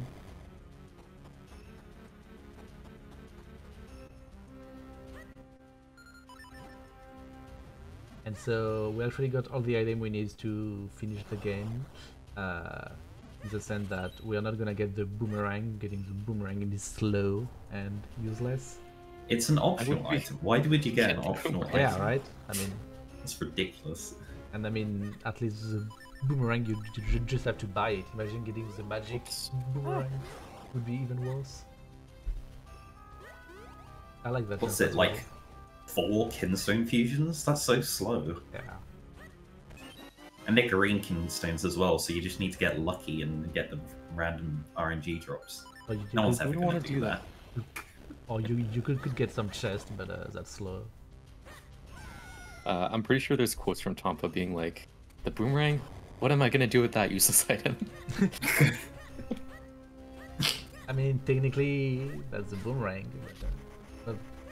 Well, no, I think he did specify magic boomerang. Oh, he really? might have just said boomerang. I'm not sure. I think he spoke about it in the interview for Speed Talks. I'll have to go back and read. I forget exactly what he says, but yeah. Interesting. Okay, this time it is a real boss coming up. So it's gonna be Gaiok, which is basically one big blue Gaiok or flying manta ray and 3 small ones. You're gonna jump from one to the other because, well, you get the cape in that dungeon, obviously. Which eyes open are RNG, but if you clone in that pattern, you should always be able to hit them all. And a pretty straightforward fight. You can optimize it with doing a spin attack on the blue ones. You need to be in the right position and release at the right time. So yeah, that was kind of unlucky. And yeah, if the main thing to get this fight done quickly is to not lose your clones on the big red. Yeah. one thing that I feel like most people know nowadays, but some people still don't, is that you don't actually do damage to the red one unless you hit 3 of the eyes. So if you only have 1 link and you're not, you know, positioned correctly, you're not going to do damage. So, yeah, you know, be wary of that. Whoa. Okay, this might be an extra cycle. Yeah, I don't think you got enough hits.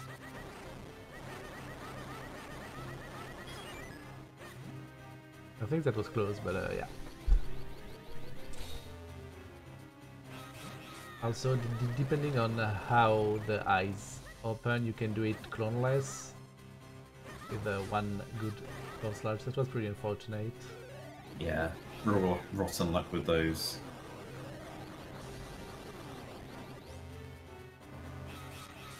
But that's the fight. This fight's always been hard, and it's not really changed Probably too much. always will be, because you can't really manip it. It's not convenient to set up for a manip. Not in any extent. I mean, even in a setting where you could get there and manip it, it's still pretty difficult, as far as I know. So it's not, Yes, I would say that it's difficult. it's not really realistic to go for it. It's not impossible. It's not impossible. It's hard. Anyway, now we're done. We have all the elements, so we just have to go to the castle and save Zelda, right? That's the plan. Yeah, we're pretty much done. It's just the last dungeon. So, was there a chance for Quo to show us the real fast cycle there? Alright. Okay. Yeah, Easy. nice. Really fun thing with the guards, they fire out projectiles, invisible projectiles, and if the projectile makes contact with you, then it detects that it's they've spotted you. Yeah. And when you turn on the collision view to see these, it looks like they're spraying like with a machine gun or something. It's really funny. The killer gaze, we call it. And also, they don't fire like in a straight line like a laser. There's a little bit of a random spread to them. Oh, really? Yeah. Makes sense. Does it? Well, I mean, like, if you see someone, like, your peripheral vision goes, Yeah. you know, I suppose so. sort of side tangent, but in Let's Go Pikachu and Eevee, the trainers only look in a straight line, and you can literally just, like, walk beside their face and they won't see you. And you can cheat some fights like that, so... It's a good thing that there's spread. All right, and getting the fourth sword opens a back room, and in that back room you have intro cutscene again. So we're gonna watch it once again. Hydrate break. Oh no, reset.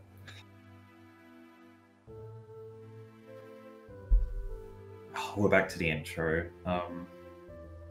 Cool. I hope you're not doing anything later, because this is gonna go on for quite a while. Another 2 hours. I'm fine because it's like 5 p.m. I'm just worried about you guys. Yeah. Why reset? There's just like so much stuff that I can show off, you know, that I missed the first time. You're only doing one of the runs. Like, you gotta let Nitrous do the next run next week. So you have an extra panel saying that the force, the golden light, the whatever you want, is in the princess heart for some reason. Question is it transmitted from mother to daughter, or was it only that one for 1,000 years? I mean, Zelda isn't 1,000 years old. Whatever. The king was actually the Addy, and instead of killing you, he knocks you out and turns the castle into Dark Arrow Castle, so an evil castle of some sort.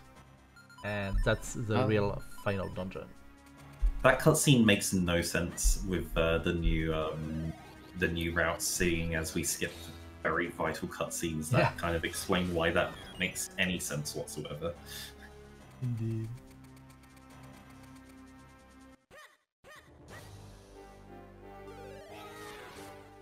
I assume cutscene walking was unknown? Not yet. Not yet. It was a couple years later. Yeah, I'm pretty sure Tompa found it. Oh no, it is allowed. It was done in the 2011 task. No one did it RTA. There wasn't a good setup for it. People sort of just eyeballed it and prayed, but it wasn't consistent. I think until like 2015. Yeah, I think you made the consistent setup. Yeah, didn't you? Yeah. But and that was in 2015, okay. Which was just after we moved on to a different route. Okay, so we might. Oh, this room. This room is awful. Oh no! Well, I guess. Well, what you're gonna do? It's not even that much slower. You were gonna do VOG. Yeah. At least honestly, the sparks are not gonna bother you. It's not that bad because you get to skip those guys from hitting you. Those the jinxes, I think. Yeah, the jinxes. I don't know. Oh, the wisps. I think they might be called. Alright, so this is actually a crazy section. People used to not use the boots here for some reason, which there's a lot of rolling, and looking back on it, it's like, who missed this? But I guess everyone did. Why didn't anyone, clue in? But yeah, so what's gonna happen in this dungeon, Myth? I think it's about getting 4 keys. Yeah, I mean, that very first section, we were supposed to go down to save the king. He gives a key to escape the basement, but we just skipped that and we've escaped the basement. So now we're supposed to go to the second half of the dungeon, and in the second half of the dungeon, there's going to be 4 keys to collect. But it's a really long path to get to the second half of the dungeon on the next floor up.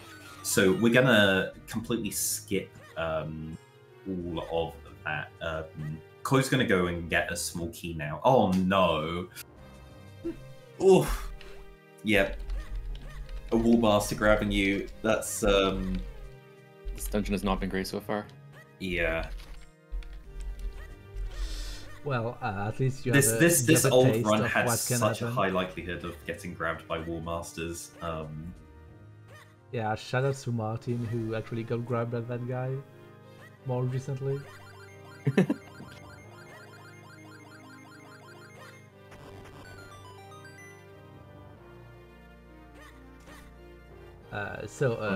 It was unfortunate. Yeah. It was unfortunate, but Quo missed the what we call canonless, which actually makes no sense because they are tail cannons, but you don't clone together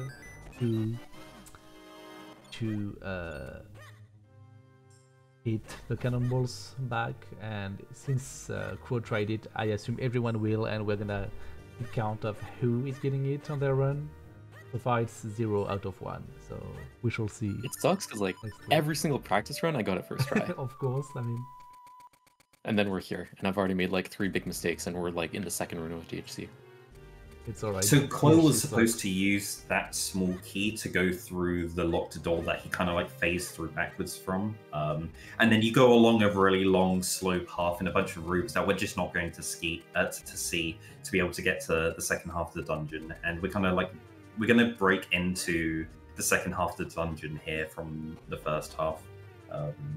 Going to the... If you imagine the dungeon's a big square, there's the top left, top right, bottom right corners of the dungeon. We've just gone to the bottom left corner of the dungeon where there's a key. There's a key in each of these corners. And, yeah. So, gonna go and grab that, do a reset, and then do exactly the same thing again. Use the Ocarina glitch. Get onto... like you go over to the next corner of the dungeon. We're gonna go to the bottom right. The bottom right is more interesting because we're able to escape from there into the main section of the second half of the dungeon, effectively skipping a huge chunk of the dungeon. Yeah. Question: did the DLC route change a lot from Legacy to the next routes? It seems pretty similar so far. This was all discovered by Pika in 2008. All right. Yes, and it was then demonstrated in Green Link's Dungeon IL segmented run in... It was like January or February 2008. And it's... This route of the dungeon hasn't changed from that day until 2021. All right. So we're not going to see any difference of it until we see the P-Hat skip route. All right. Oh, interesting enough. So what Quo did twice and pretty well at that is jump over those doors. While being on OG state, you can get that on second layer if you do some precise diagonal jump, as far as I understand it. And then you can just jump off the ledge, because basically what we are doing is the whole dungeon backwards, and well, no, you're not supposed to go through those doors from this end. And ooh, that was close. pretty close. Not today.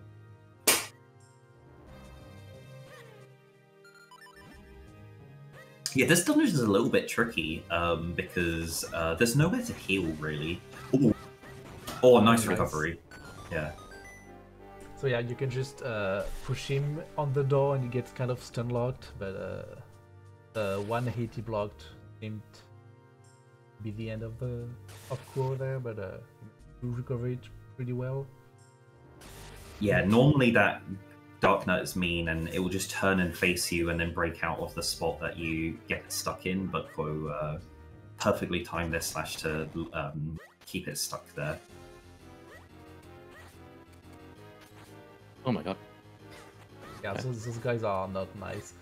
Thing to know about Dark Knights is once they attack you, they are vulnerable even through their shield for a tiny bit of time. You can get 2 hits in most of the time. But what's preferable is when they charge on the wall like idiots, and then you can just get behind them, fuck them. Yeah, they just put away their shield, like the shield, the hitbox completely despawns, and it's like it's not there during most of their attacks, so yeah, they're really vulnerable.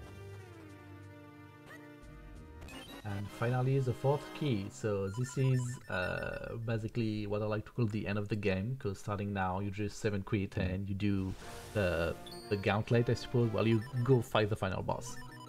And in the newer route it is manipped. I don't think it was really manipped until, well, Dark Knight manip was probably popular around Flipper Skip, I would assume, and by manip more like at Verbal Hub times. Toads had a manip for the Dark Nut fight in 2016, just before the Flippers skip, that they... I can't find it anymore because they deleted it and said that this was old, and that you should be using newer ones, which is great. But I don't know what it looked like. Yeah. So there was a Dark Nut manip at that time, and it was roughly around the same time that they did the Blue Rupee manip, all of like this understanding that, oh yeah, we can actually like develop manipulations for in an RTA setting after a save and quit.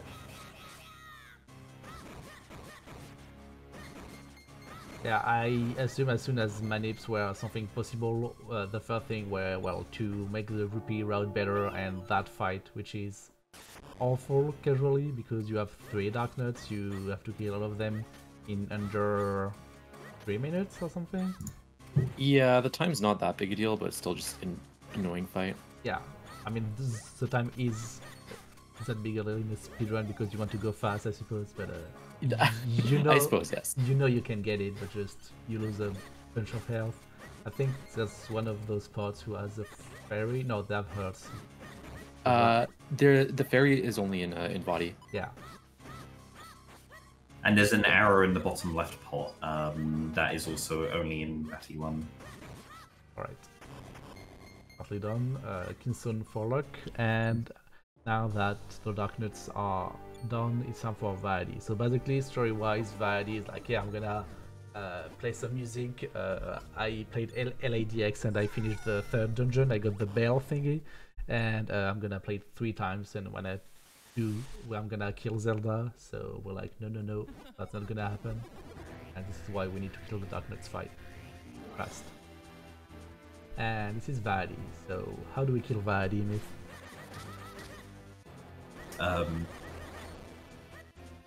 It's pretty much exactly the same as what we do nowadays. You're gonna have to slash to kill all of the eyes, and then deal damage to the main body when it becomes vulnerable. There's 3 main phases to it. The first phase is when there's only 2 eyes floating around, and that's it is done very quickly in the first cycle. The second cycle, there's 4 eyes spinning around, and now we're on to the final one, where The eyes at the beginning of the cycle, the Vati puts purple orbs on the eyes to protect them. But we can do a strat where we use the Gust Jar on the main body and we suck them up as they spawn in. So Vaadi can teleport. This was a pretty nice fight, pretty good RNG, didn't teleport too much. Yeah. And it's actually not over. Then you have Vaadi 2. Oh yeah, that was the first fairy of the That was runs, the because you first got fairy. a text box. Indeed. So Vaadi 2, you need to shoot arrows on the purple balls and hope that it is his weak spot. Just as Mazal, it's never gonna be the same way twice in a row, and that was pretty unlucky. He actually shot purple stuff on the cloning tiles. So Vati 2 has a lot of health, so you're gonna have to be mashing the sword on them a lot. This is a pretty simple fight where you just make the eyes vulnerable. Yeah, the eyes, I guess. Like how we said with Mazal, it can't be the same pattern twice in a row. You create your clones to be able to hit all of the eyes to make it vulnerable, and then you just mash on it to do as much damage as possible. Yep, and back then we didn't know that you could do it in 3 cycles, so Quo would have to do it in 4 cycles, but seeing how RNG was not within, I assume it could have been a 4 cycles anyway. Right, one more. And on the 4th cycle, Vaadi goes much faster, I think. This is the we didn't know at the time, but yeah, it's the 3rd cycle, but just we didn't do enough damage to kill Vati in the first attempt on the 3rd cycle, so this is the 2nd attempt on the 3rd cycle, the 4th cycle. And should be done soon. Alright. There Alright. And now Vadi. It's pretty close. It wasn't that many slashes to kill him. Yeah. Yeah, the boss sucks. It's a lot better now. That's all you need to know. GG. Yeah. 3 cycles make that boss easier. Surely that was... Yeah, Vadi's dead now. We have freed Zelda. Now it's time for the escape, and it's over.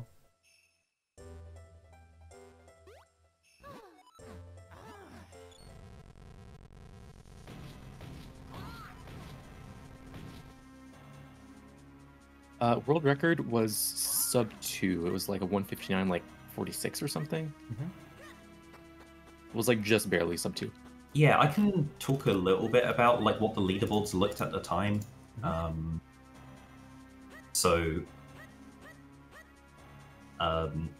the very end of what this this route achieved, the MB did set the world record on the Japanese version with a 1:59.49. They were the only person to ever set a sub 2 hour time. They were attempting to set the sub 2 hour time on the American version, and got very close, but didn't quite do it, and decided to, once they lost the world records to Chaos Knight on, that was themselves running the Japanese version, Chaos Knight got a 2 hour and 50, but then eventually managed to improve that to a 2 hour and 6 seconds. So Chaos Knight got extremely close to being able to get the sub 2 with this route. Very fast sub 2. Coming back up on the run, well, Vadi actually had a third phase, which makes us use the cane, which we haven't really seen a lot since quite a few minutes actually. I don't think it was used in DHT, maybe not in Palace of Winds even, but it is an item that exists. And you get into each arm to destroy it. You see one enemy that is looking at you is a vulnerable one. And after that you have to do some classic ping pong with the final boss using the cloning tiles. There's not much to say except that if you are unlucky you can get some electric attack at the beginning, and that if you have to choose, you should be slightly right instead of slightly left to the balls to hit them.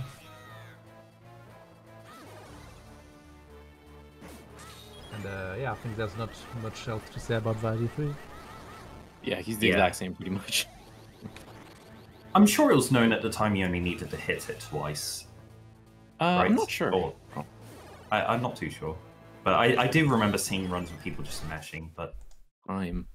And that is time. I press the button, come on. GG's. GG. Around 2:03:45. So that's sub-estimate. What was your PB back then? 2:03:11. Yeah, I think that sounds about right. You actually got pretty close. Yeah. This was similar to the run you got, was it earlier this week? It was a couple days ago. Yeah, 2 days ago. Yeah, I got a 2:03:24 with 2 ink. With 2 inks. But alas, can't control that, unfortunately. Yeah. So story-wise, Vadi is defeated. Everyone is saved, and Zelda uses a hat that can grant you any wish. I cannot stress this enough. Any wish to have things go back the way they were. Like she could have wanted to have infinite resources to rebuild the castle and end poverty and cure cancer, but no, just clean up the castle, please. But anyway, Somith, you were talking to us about the leaderboard. Now we have time to let you finish. So, yeah, like as Ko pointed out, they got a 2 ink in that run that they did earlier in the week. Today they got a 1 ink. Each ink adds 30 seconds at a time. It's basically completely RNG. So a lot of the times in this period of the game were very much dictated by did they get 0 ink or not? Because it can swing your time by up to a minute, which is huge. As I said with MB, they had a 1:59:49. Chaos Knight was trying to get a sub 2. They got a 2 hour and 6 seconds. Chaos Knight got a 1 ink on that route. So if they just got good luck and got a 0 ink, they would have got the record and had the a sub 2 hour time. Yeah, the first sub 2. I remember when I started running before Octomanip was a thing, people used to tell what RNG they got on Octo boss fight in their SRC submission, so you could see runs with like 1 ink, 1 charge, 2 ink, 0 ink, that kind of stuff. Which is kind of funny because that's not something you really see anymore. So the top 5 on the leaderboard at the peak of this route was MB Rules in first place, Chaos Knight very close behind in second, who had the record within like a month of them. They were very closely tied for fighting. In third place is a name we're going to be seeing a lot later on, Toads. They were fairly new to the game, but were slowly, massively improving their PBs, huge minute at a time jumps in their performance, and managed to get up to third place and was ready to start contesting for the world record soon, which we're going to see next week in the next round. In fourth place, we have Atros. They had the record at the time. They were fighting a lot with NB. They had a 2 hour and 2 minute time. And that was earlier in 2014. So that was like in about January, about 6 months prior to the end of this route. And then in fifth place, we've got Quo, who's here doing the front today. And as they said, their run was 2:03:12. Something like 13. Yes. Oh, today's 45, I think. Yeah, today's a 2:03. Oh, today's was a 45. Yeah, so pretty good by back then standard still. So Still consistent. Quo still got it. Did you get a 1 ink on that, or did you get a 0 ink on that old PB? If you remember. I don't remember. Yeah, Probably there's nothing on the notes here. If it was 0 ink and you got a 1 ink here, then it's like, yeah, more or less. I mean, for runs that's like 2 hours with so much movement, you can only have that much variance in it. So I guess being within 2 minutes of like doing 2 or 3 runs and all of them being within 2 minutes shows quite some consistency. So for some like other stats, there were a total of about 75 people who did who did runs of that route by that time.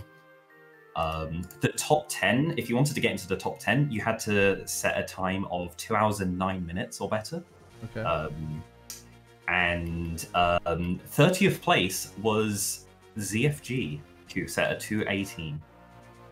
He looks so good. Did he ever run after that? He No. did like 2 races and like did a couple runs shortly in 2012. Something like that, yeah. So it was many years prior to the final iteration of this category, or this route. I see. Alright, the credits are over, so we're gonna switch quickly to the interview scene again to have a few last words with our dear runner Quo, know what he thought of that run, and it's actually happening right now. If we could mute the game. Perfect.